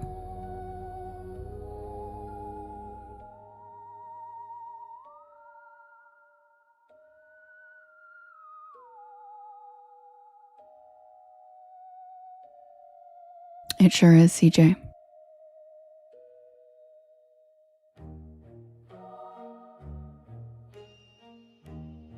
You know, when I can, I try to put myself in it.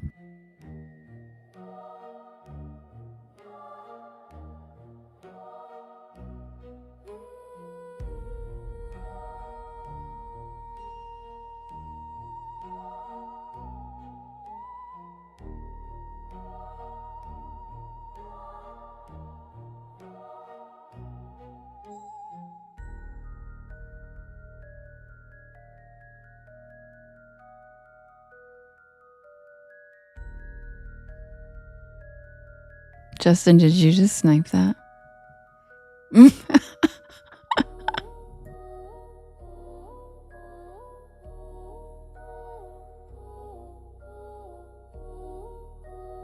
Did he just ask if we could fuck?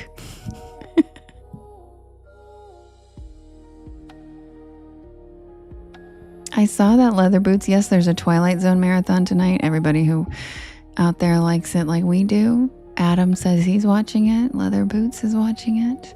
Songbird, thank you so much for the pretty stars.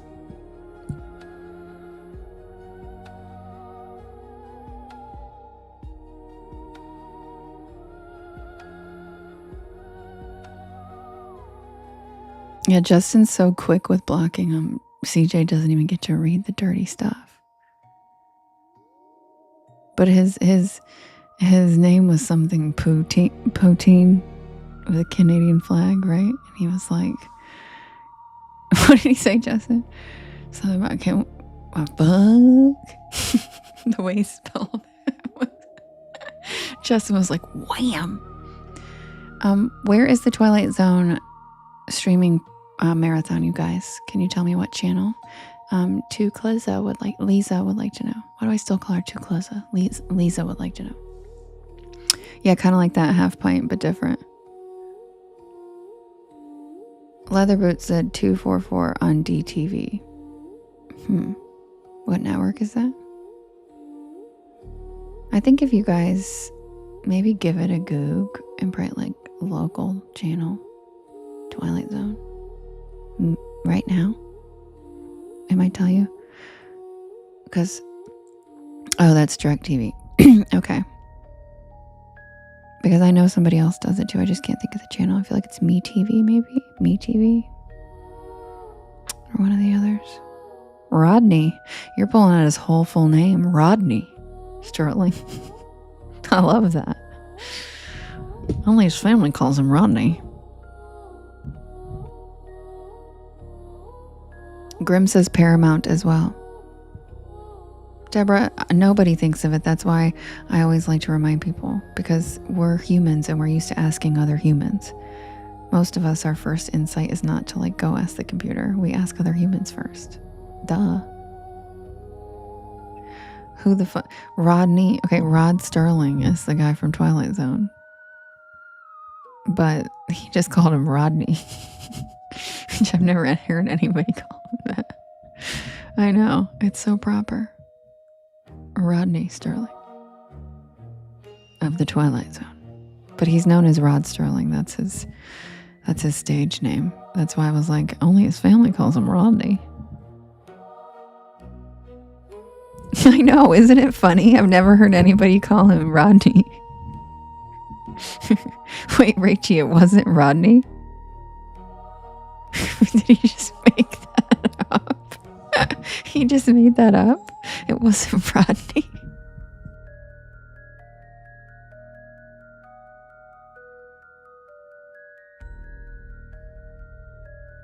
He said kind of like Rod Dangerfield.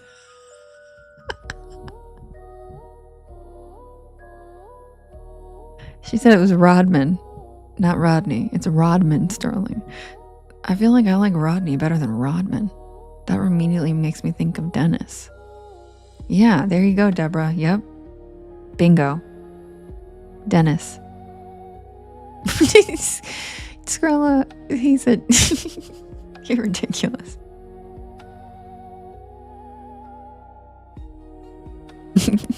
Pittsburgh Penny said, who, Rod Stewart? What was Rod Stewart's full Rod name? Now I want to know. My mom loved Rod Stewart. Well, she still does, I think. I don't think she listens to him that much, but... Emmanuel, thank you. Hello. What you doing? What you doing? What you doing down there, Emmanuel? Hi, E Online. How are you? The Amish? Well, it's funny you ask. I live around Amish people. And the Amish variant of Rodney Sterling, I don't know. I think Rodney would be a fine Amish name. Maybe Abraham. Abraham Sterling.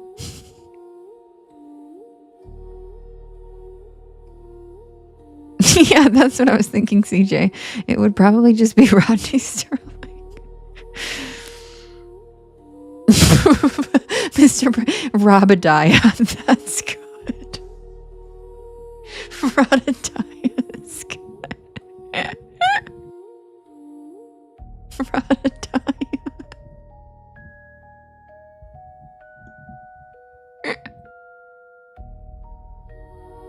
I make Rumspringa jokes all the time and no one gets them because I live around Amish people. And I'm like, that dude looks like he's on Rumspringa. People be like, what? I'm like, never mind.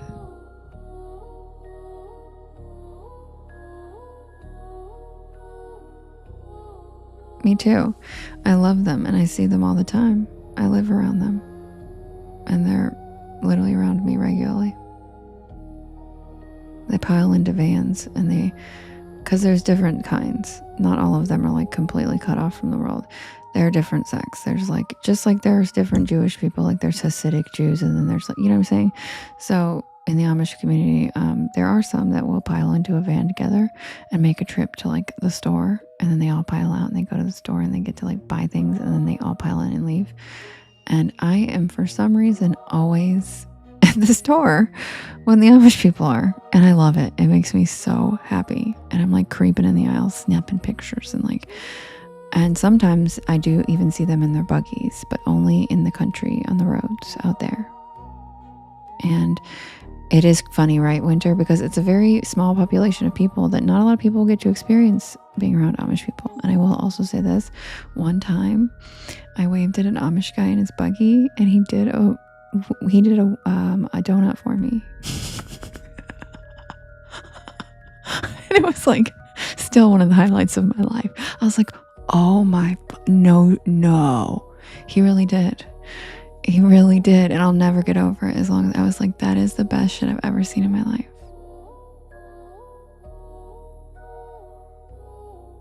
Isn't that so funny? Yeah, he did a donut for me. And then he just kept going the way he was coming, or the way he was going. And I was like, thanks, Jebediah. That was awesome.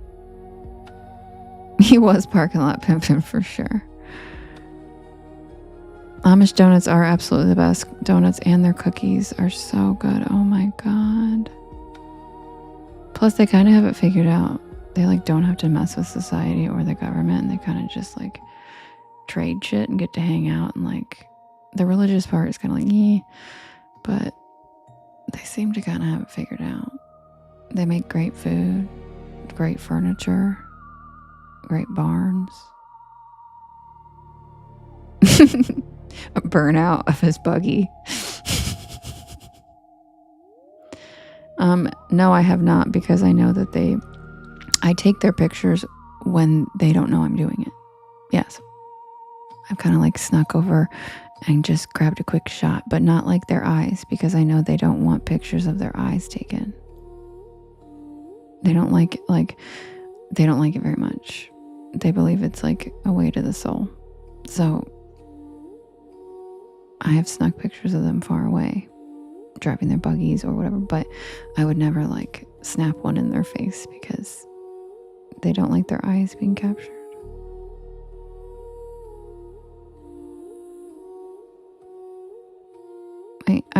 I went to, because I didn't know, and they all sprinted behind a tree. Oh, you did? Yeah. They don't like to they feel like it's a way to capture your soul. It's an old-fashioned thing, because they didn't have a lot of technology back then, and it just kind of it just kind of morphed into folklore. You know what I mean? It just kind of morphed into something that they don't really like. But I will say, I will say that indigenous cultures were also the same way when the settlers came with cameras. The indigenous people a lot of them were not having it. They did not want their pictures taken because of the same concept. So, yeah. Isn't that cool? Yeah. It's a concept of like capturing your soul through your photo. That's why the Goosebumps and the Are You Afraid of the Dark have an episode about a haunted camera taking people's, you know?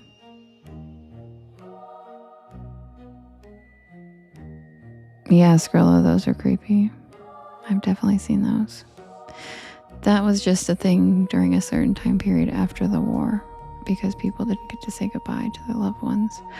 It was a result of wartime. It was short-lived, but it was weird as hell. Anyway, I'll be right back with a brand new story. I just got a puzzle piece.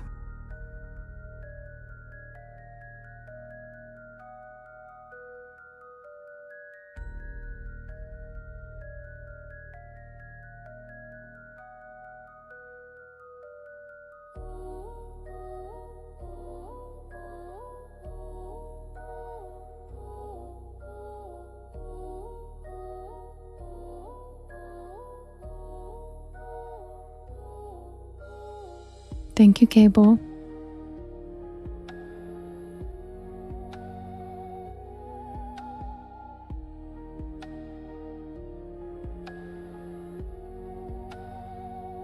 I wish I knew winter.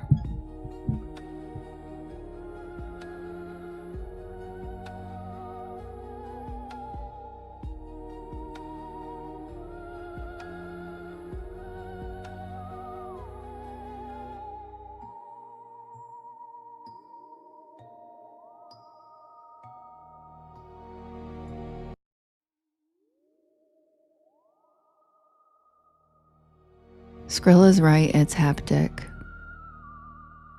I take it back, I did know, sorry. I didn't realize I knew.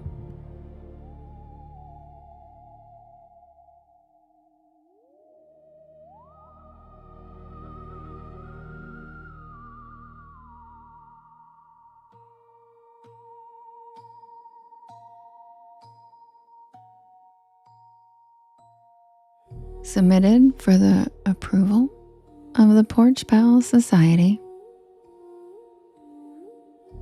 This is the tale of the frightful fireworks.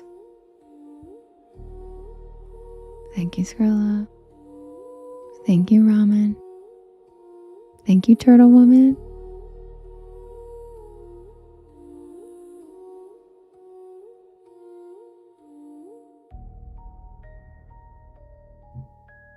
Every 4th of July, I try to spend at least one night somewhere I've never been before.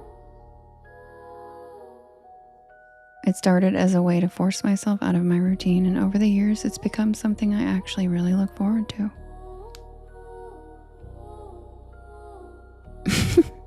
Bisbee, that's so cute. There's something about summer highways, little roadside diners, old motels with flickering vacancy signs, and small towns decorating themselves in red, white, and blue that feels uniquely American. Last year, I found a tiny town tucked into the hills where the annual fireworks celebration was supposed to be one of the best in the country. And I love fireworks. The population was barely 1,500 people. But according to every travel blog I could find, thousands showed up every Independence Day. Oh, thank you, Songbird. Thanks for looking it up. And it sounded perfect for me. So I booked an old Airbnb right outside of town.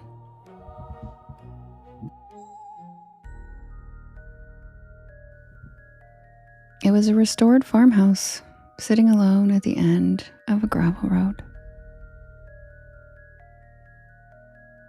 The pictures showed a big porch, antique furniture, and a field stretching out toward a line of dark woods. It looked peaceful, and the owner had dozens of glowing reviews. Almost every review mentioned how quiet it was. I learned later that quiet can mean a lot of different things. Welcome back, Travis. I arrived just before sunset on the 3rd of July. The owner met me in the driveway. He looked exactly like someone who belonged there. Late 60s, denim overalls, gray beard, baseball cap, advertising a tractor company. Nothing about him immediately set off any alarms.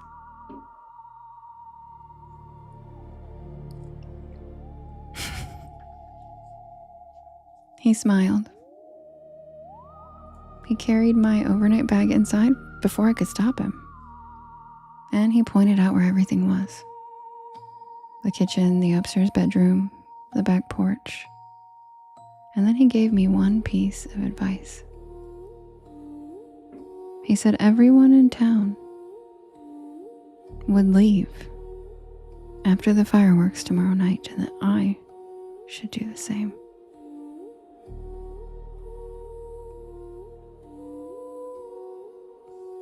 At the time, I thought he was joking. But looking back, I don't think he was. The town itself was exactly what I'd hoped for. Flags hung from every porch, children rode decorated bicycles, bells rang throughout the afternoon, and food trucks were lined through the courthouse square. By evening, people had spread blankets across a massive hillside, overlooking the river where the fireworks would launch. It was beautiful. The kind of small town celebration that feels like stepping into another decade. I spent hours wandering. I bought homemade pie from a fundraiser. I walked through a classic car show. Everything felt completely normal. Until I noticed something strange. The locals all recognized each other, obviously. Small towns are like that. But it seemed like they were all watching me out of the corner of their eyes.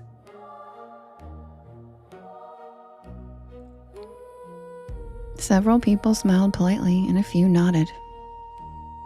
But every single one of them eventually looked past me toward the road leading out of town, as though they were wondering why I hadn't left yet.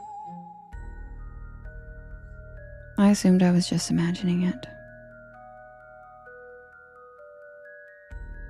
The fireworks began at 9:30.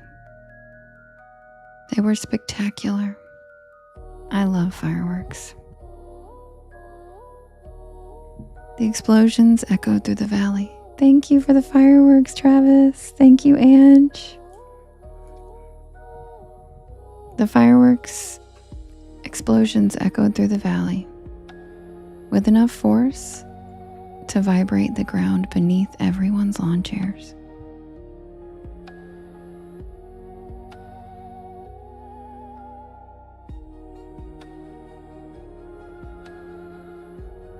For 30 straight minutes, the sky never became completely dark.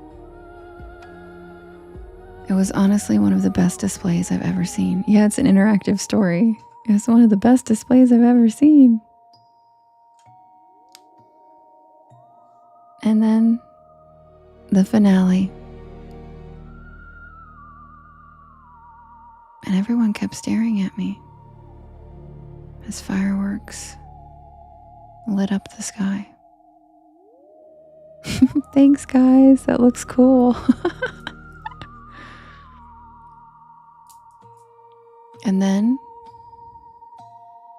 the finale ended, and thousands of people applauded.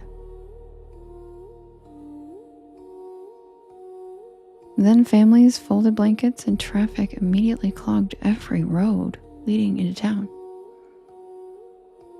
So I decided to wait.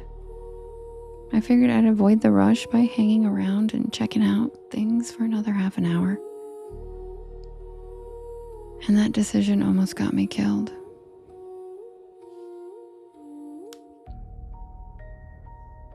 Within 20 minutes, the town became eerily empty. Not gradually, but rapidly. The food vendors packed up with astonishing speed.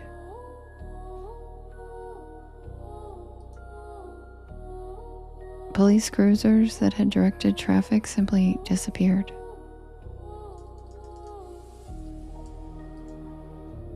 The streetlights remained on, but all the people vanished. I found it odd enough that I started walking back to my car. Halfway there, I realized something else.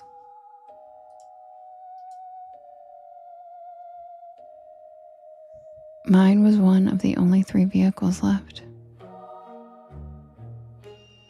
The parking lot had held hundreds, and now it looked abandoned.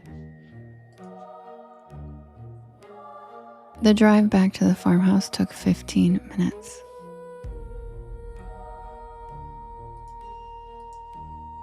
Darkness settled over the fields. Justin. The only sounds were crickets and distant fireworks from the neighboring towns. Sorry, Justin, I didn't mean to overpin you. When I turned onto the gravel driveway, I noticed the owner's truck wasn't there. The porch light glowed warmly, and everything looked fine.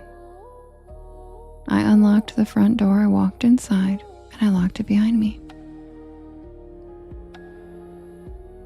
And then I heard footsteps upstairs, and I froze. I knew I had rented the entire house, and the owner had specifically said he stayed elsewhere whenever guests booked the property.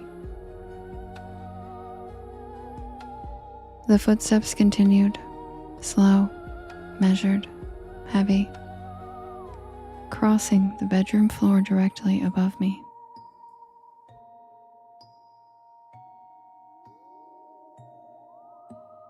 I remember standing there, trying to convince myself that old houses make noise.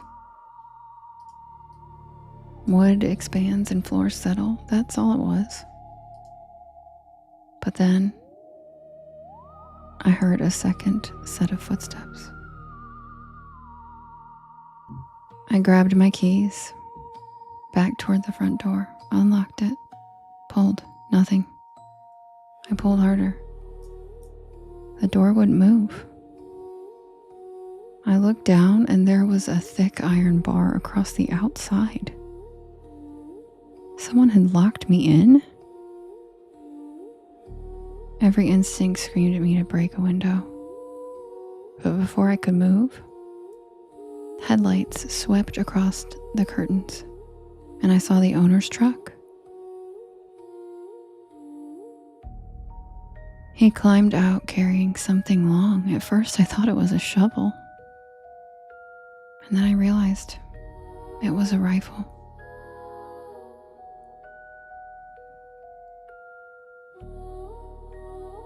Not aimed at anything, just carried casually as though he'd done this before.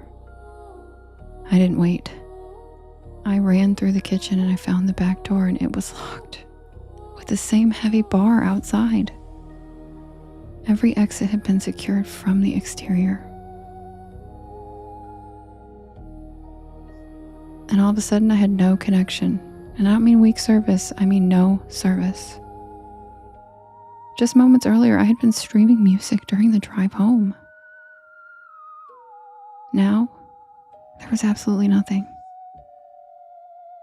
The footsteps upstairs stopped, complete silence. And then they began descending down the steps, one step at a time. The staircase creaked, but I still couldn't see anyone. I could only hear them. And then the owner unlocked the front door. I heard the metal bar scraping as he lifted it, and the front door opened. I didn't stay to see him come inside. The kitchen window shattered surprisingly easily. Glass exploded across the sink, and I climbed through, slicing my forearm. I dropped into the backyard and I just started running. The field behind the farmhouse stretched nearly half a mile before reaching the woods. I sprinted straight for the tree line. Behind me, I heard no shouting, no commands, no gunshots. And honestly, that silence terrified me more than anything, because it suggested that they weren't worried. Halfway across the field, I looked back, and I saw 3 inadequate flashlights following, keeping pace. Thank you, Leslie. Like people who already knew exactly where I would end up. The woods were darker than I'd expected. Branches clawed at my face. Dry leaves crunched beneath my shoes. My phone's inadequate flashlight barely reached 20 feet ahead. And then I found a narrow trail. It had fresh footprints, several different boot prints leading deeper into the forest. And that was when everything started to make sense. The Airbnb wasn't my destination. I was the bait. I got off the trail immediately. This was one of those sick rich dude hunting games. I know it. I started cutting through the dense brush instead. Thorns tore at my clothes. I stumbled downhill until I reached a shallow creek. Without thinking, I began walking in the water. I had read somewhere that moving through a creek makes it harder for people to track you. I have no idea if that's actually true, but I was desperate. After nearly 40 minutes, I saw headlights. An actual road, a state highway. So I burst from the woods waving with both arms, and a pickup truck stopped.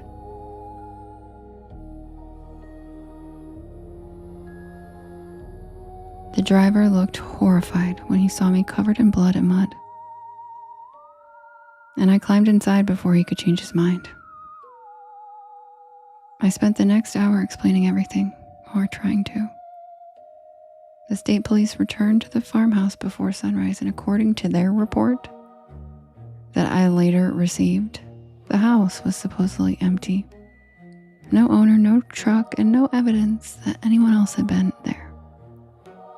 Except the broken kitchen window. It was the only sign that anything unusual had happened. They searched the woods and nothing.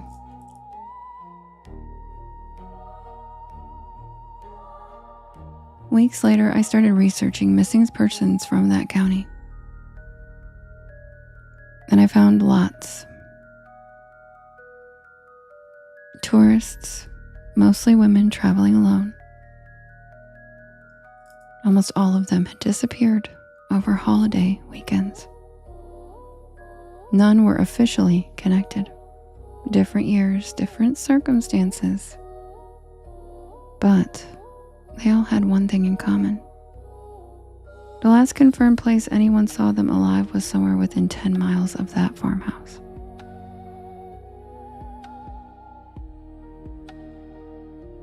I'm just lucky I got away. I still celebrate the 4th of July every year, and I still love fireworks, but I never stay overnight in unfamiliar places anymore. Especially not in isolated vacation rentals, and especially not during a holiday. Because I learned something that night. Predators don't always hunt when places are empty. Sometimes they wait until thousands of people have gathered together, because that's the perfect time for someone to disappear. Everyone remembers the fireworks, but nobody remembers the woman who quietly drove away afterward, except the people who were waiting for her.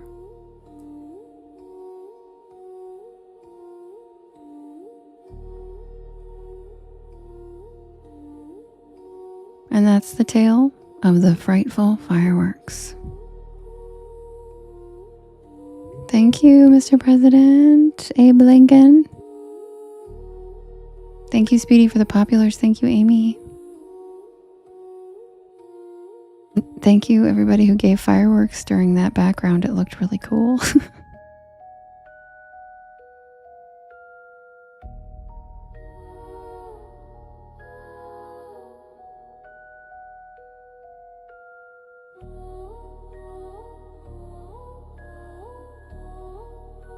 Yeah, Ange, I made that one scarier. Aw, thank you, Mr. President, for helping me. And thank you, Bisbee, for helping me with my goal. Yeah, I made that one scarier, Ange. Because that's also always been a nightmare of mine. It's like that, like when they hunt you type of thing. My God. He said, yes, you did. I definitely did. I'm glad you noticed.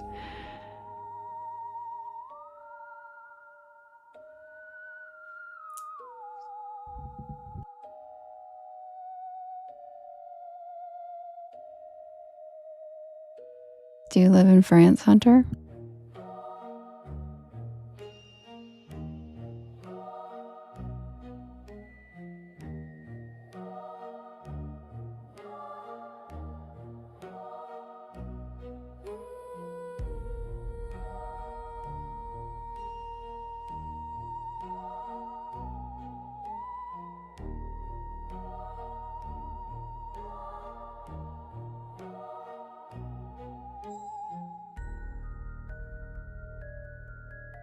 Thank you, Chris, for the fireworks. Thanks, Miriam, for the heart me. Thanks, Cats and Coffee, for the fireworks. Hi, Mary. So that was the special. Nope, Leslie, this is a holiday one. It's just exclusive to the live, just like all of the holiday ones. It's just usually for the people who are here on the holiday. Just something special.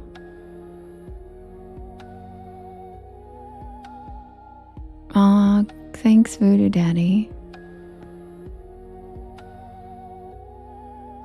CJ, have fun. We love you.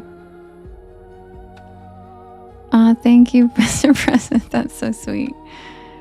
Voodoo Daddy, thank you for the roses.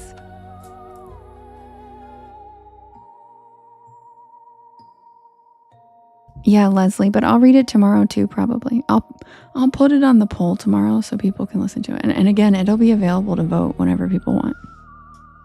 But it just won't be on YT. The holiday ones, I just keep for the live. Because you guys come out and support me every night. And, you know.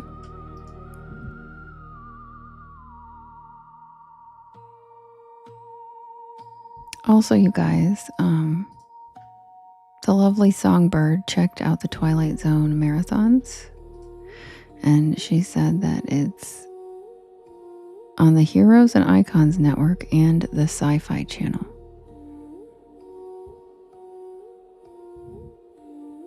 The Sci-Fi Channel. Yep. And now I remember it was always on the Sci-Fi Channel. Yes, Rodney. Yeah, you're welcome, guys. And thank you, Songbird. She's over here on YT being a little doll face, and she gave it a goog and wrote it in the chat over here. So thank you, Songbird. You're the sweetest. She might be over here too. She's always on both. Me too, Mace. I remember when it wasn't spelled like that.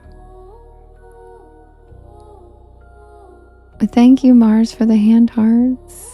Welcome in. Rich, thanks for the fireworks and the heart puff. Steven, thanks for your heart me. All right, you guys, you know what time it is. And if you are new here, welcome in. My neighbors are outside and one of them has a very creepy witch-like cackle. Is it Ange?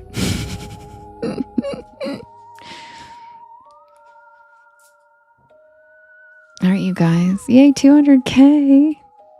Oh, thanks, Rochelle. All right, guys, welcome in. My name is Devin, and this is Porch Lore, and I tell spooky bedtime stories to help you relax your nervous system and fall asleep.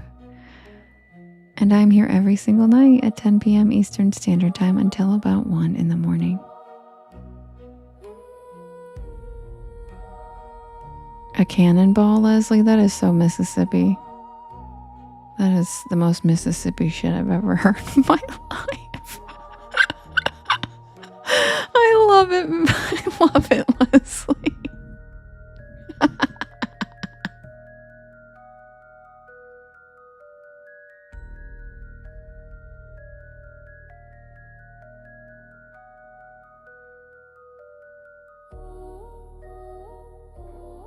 No, I'm going to read. We end, Mr. President, we end with the same story every night. And it's the Dana story. Oh, he's awake for the grilled cheese. Yay. All right, you guys, you know what time it is. It is grilled cheese time. I end every live with the same story because it was requested so often.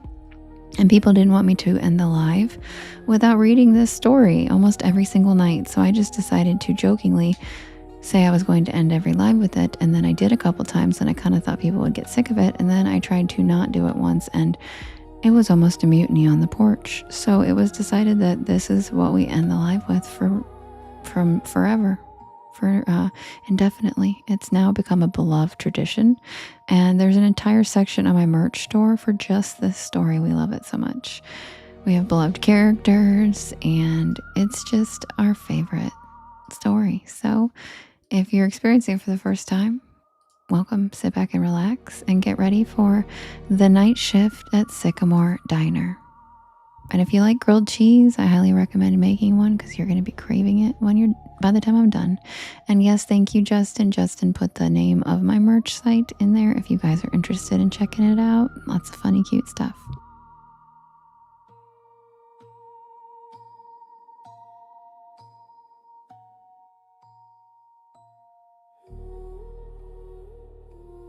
And yes, we love you, Justin. Shout out to Justin.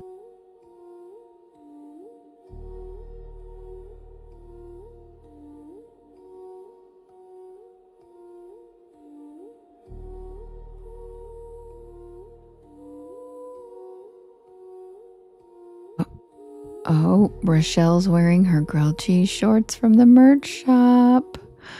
She's wearing the grilled cheese shorts.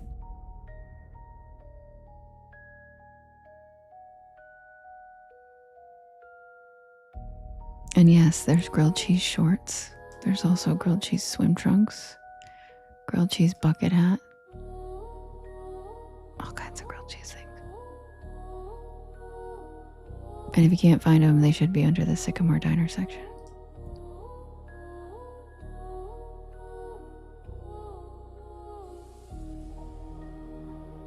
Oh yeah, and Mackenzie's mug. There's grilled cheese mug. Gigi right here. Where'd it go? Justin just had it pinned. And you just copy and paste this into your browser. Here we go. The link is also in my bio. If you go to my bio, it'll say merch. And they're comfy, right? Yeah. And Rachie has the Sycamore Diner shirt. Yes. So clearly, y'all, it's a very popular story. So sit back and relax. Welcome to the porch.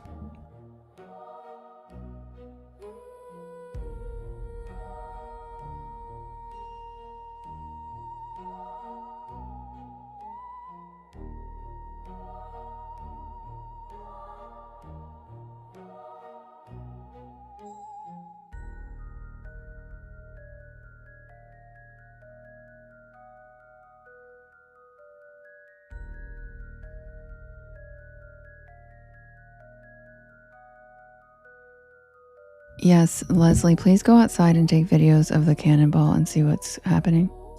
We need updates on the cannonball that's being shot in your neighborhood. And also just a reminder, if you are watching from another country, it is the 250th anniversary of America tonight.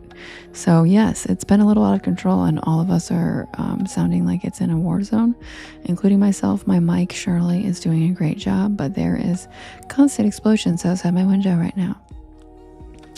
So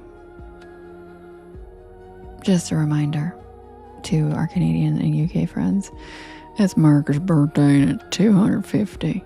Kind of big deal for us.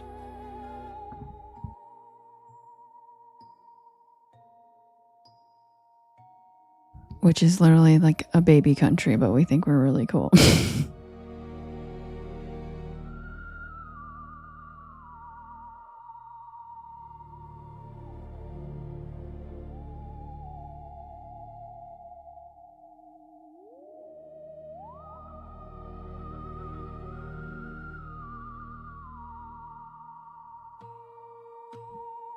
And that's what my neighbors did last year. They didn't do it this year, but last year it was like that. And all of the pieces flew into our trees and on top of my car and on my roof. It was crazy.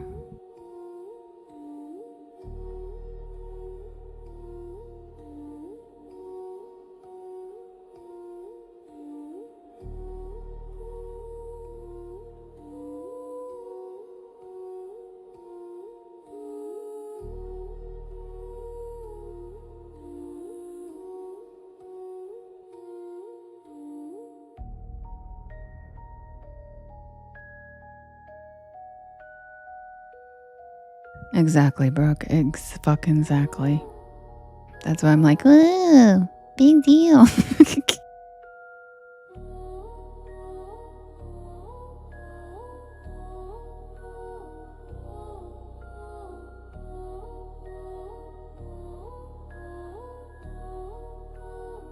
Why do you think I made the 4th of July story terrifying? Like scarier than most.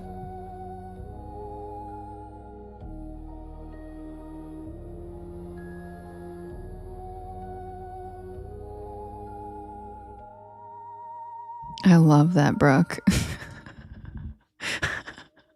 That's the best thing I've ever heard in my fucking life. Feeling a little scalpy tonight. I love that so much. I love that so much.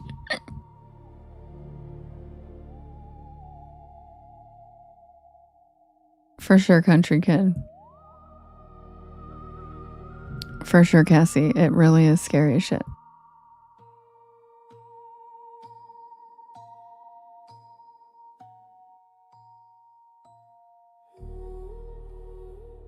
I love that, Sherry. Ooh, thanks, Jane. You love the socks? Hey. Thank you. Scalpy does slap. It's so funny. Brooke is so funny. But she also low-key means it.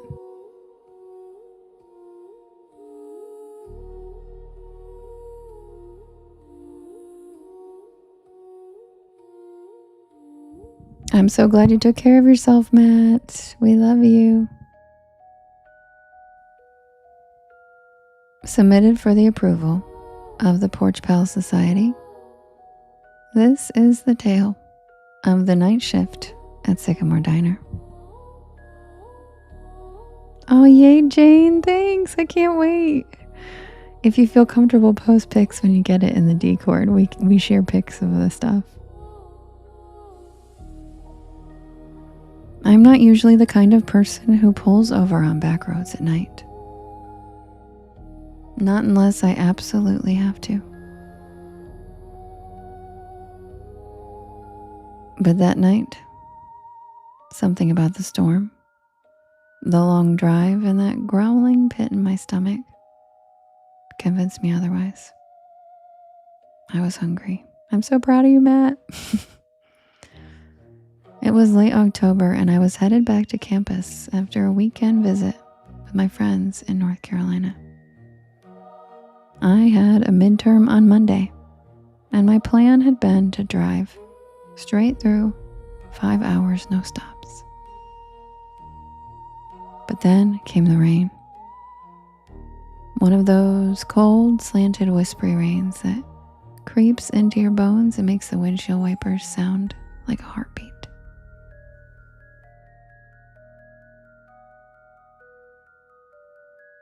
I had taken the wrong exit, trying to bypass traffic, and I ended up on a 2-lane back road, surrounded by nothing but pine trees and power lines. And that's when I saw the neon sign. SYCAMRE Diner. The O in Sycamore was flickering like it hadn't worked right in years. But the rest was lit up in a cherry red neon. A tiny beacon in the middle of nowhere. I figured I'd grab a quick bite, maybe some coffee, check my map, and get back on the highway, but I should have just kept driving. I should have known something was off the second I stepped inside.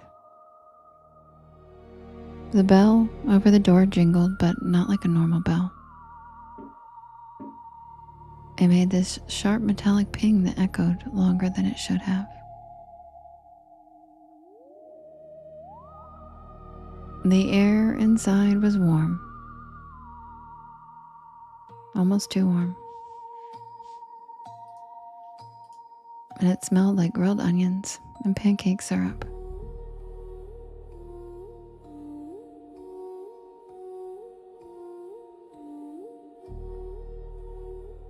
The place looked like it had been yanked straight from 1957.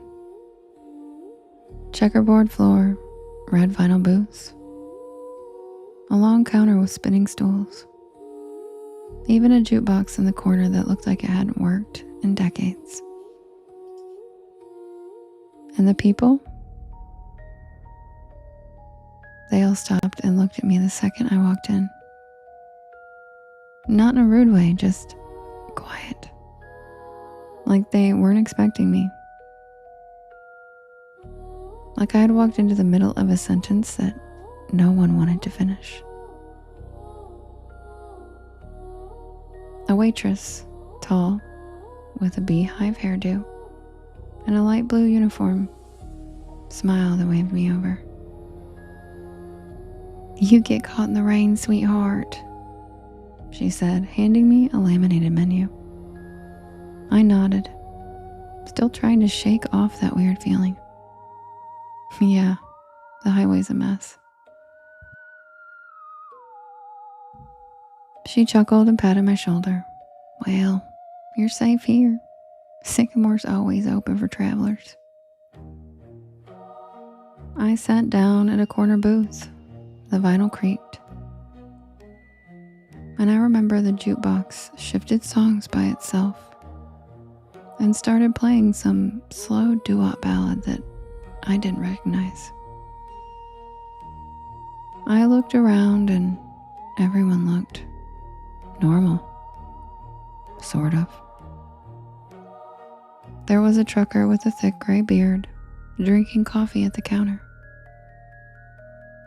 A young couple whispering to each other in a booth by the jukebox. And an older woman stirring tea like she was lost in thought. But they all had the same look in their eyes, like they were there but also somewhere else. Like they were watching me out of the corner of their eyes even when they were looking down. The waitress came back with coffee. Strong, hot, and surprisingly good. And I ordered a grilled cheese with fries. Simple. Safe. She wrote it down with one of those clicky pens and said, "Don't worry, it's on the house tonight." And that was my second red flag. No diner just gives food away. While I waited, I took out my phone to check the map. No signal, and I mean nothing. No bars, no Wi-Fi, not even GPS. Just a blank screen with a spinning wheel. I glanced out the foggy window, and the storm was still going. But now the wind had picked up, and I could see the power lines swaying like jump ropes in the dark. But the diner stayed perfectly lit. Not even a flicker. The food came fast. Too fast. Like under 5 minutes. But it looked amazing. Thank you, Lola. Hi, Misty. Golden bread, gooey cheese, crispy fries with a little metal cup of ketchup on the side. I took a bite. Delicious. I mean, I've eaten at a lot of diners, greasy spoons, college joints, and roadside shacks, but this was hands down the best grilled cheese I've ever had. The fries were perfect, and the coffee never ran out. Every time I took a sip, it was somehow full again. Thank you, Justin.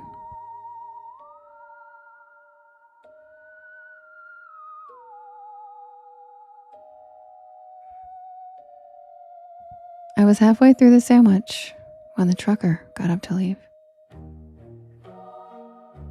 He walked right past my table and whispered, don't stay past midnight.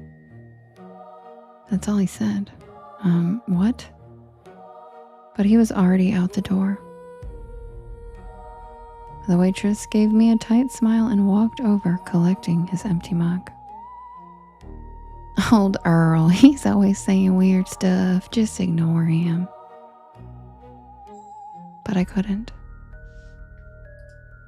Something about his voice stuck with me. Something about the way he looked at me. Not like I was a customer, but like I was in danger. Thank you, Faye. I checked the clock over the register. 11:42. I figured I had just enough time to finish my fries, grab the check, and head out. I still had at least 3 hours left on the road. Hi, D2. Hi, Drew. But when I stood up, the lights flickered. Just once, and then again. And then everything in the diner stopped moving.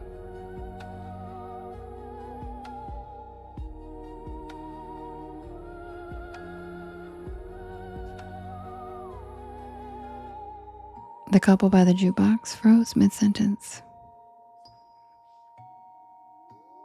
Thank you, Lola. The woman with the tea stopped stirring. Her spoon hanging in midair. Good job, Matt. The waitress, her hand reached out for a mug, just stopped. Like someone hit pause on the entire scene. I took a step back and the jukebox buzzed, glitched, and restarted a new track. I could still move, but no one else could.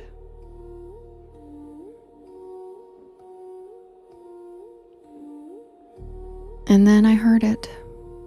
Not music, and not a storm. A voice. Matt said, still fixing the jukebox from the Uber. Not coming from anyone I could see. Just a whisper that seemed to echo from the walls themselves. Thank you, Misty. Thank you, Terry. Thank you, Drew. I backed toward the door, my heart hammering in my chest, and I turned the knob. Locked. Of course it was locked. I tried the windows, but they were sealed shut. I started banging on the glass and shouting, but no one was outside. Just the wind and the rain, and that flickering red sign. SY CAMRE. I turned back toward the dining room, and everyone was gone. Thank you, Lola. Not frozen anymore, just gone. Thank you, Drew. The booths were empty. No plates, no crumbs, no mugs. No sign that anyone had ever even been there. Except for my plate.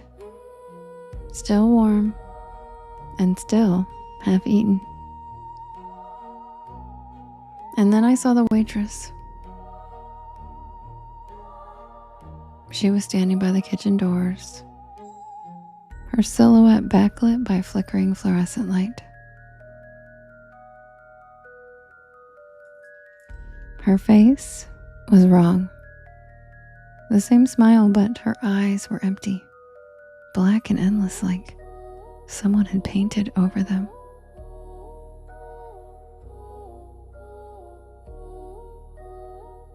You shouldn't be here, honey, she said in that same cheerful voice. Not yet. I stumbled back, knocking over a chair as she took one slow step toward me. The others, they were waiting, but you just wandered in. She raised a hand and the walls began to shimmer. Literally shimmer, like heat waves on asphalt. The checkered floor rippled and the red booths started to fade, becoming outlines and then shadows and then nothing.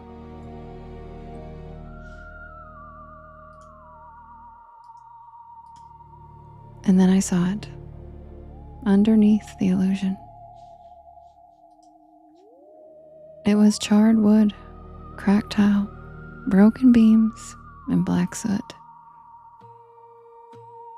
Like the diner had burned down long ago. I ran. I don't even remember how I got out. 1 second I was inside, and the next I was on the side of the road, soaked to the bone and gasping for air.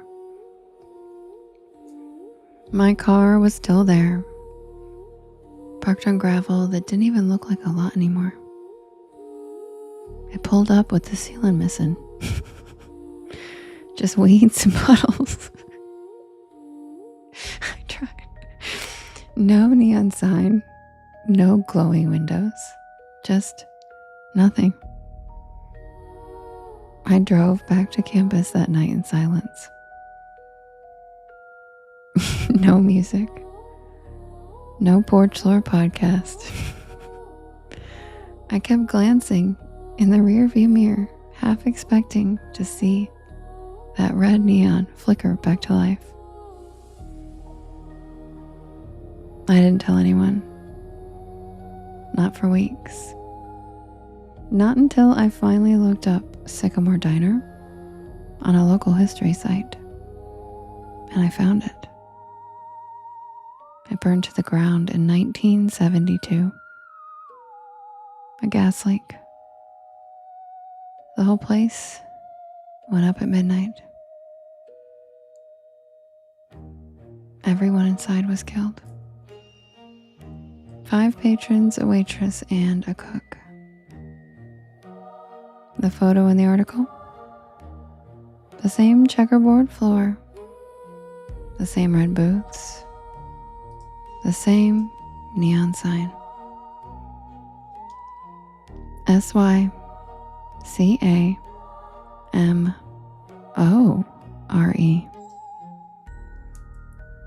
And in the corner of the photo,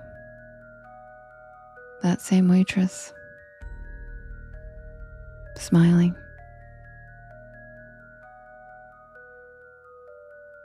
I never took that back road again. And I don't even drive at night anymore if I can help it. And every time I see a neon diner sign, something in me flinches just a little. Because I know I was there. And I know I wasn't supposed to be. But the part that keeps me up sometimes, the part that really makes my stomach turn, that was the best damn grilled cheese I've ever had. And I didn't even pay for it.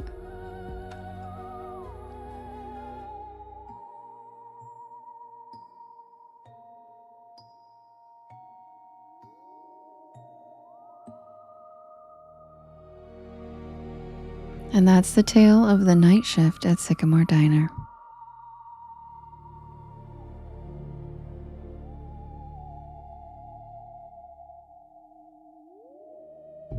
I will get that ceiling missing. I will get it without laughing.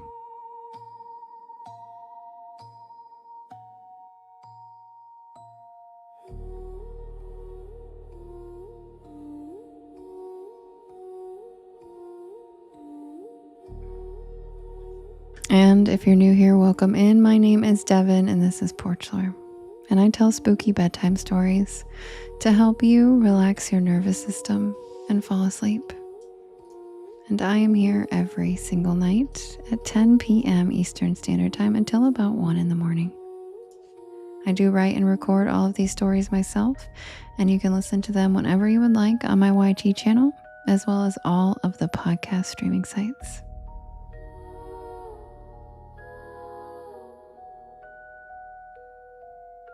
I will be premiering a new one live on Monday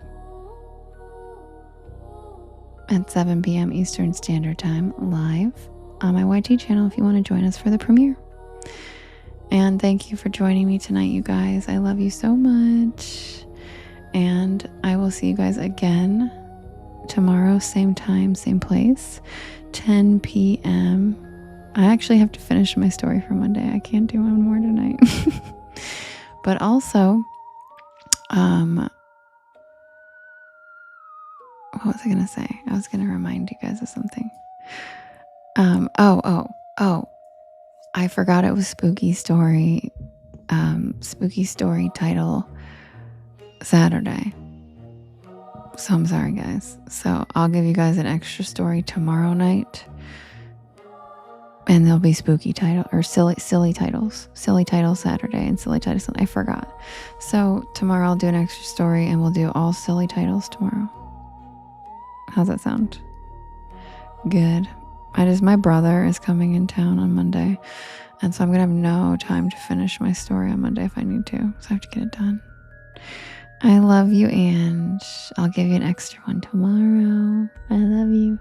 Good night, everybody. I love you guys so much. My good sounded like Jim Carrey. Really? What did I say? Good? I don't even know sometimes. I don't know what I'm saying. I'm tired. I hope you guys get some good sleep. And if you don't, head over to my YT, and that Bedtime Stories playlist will help you out. Hello, Rosalie. Thanks for coming. I will see you guys again tomorrow, 10 p.m. Eastern Standard Time. Happy 4th. I love you guys so much. And don't forget, stay spooky.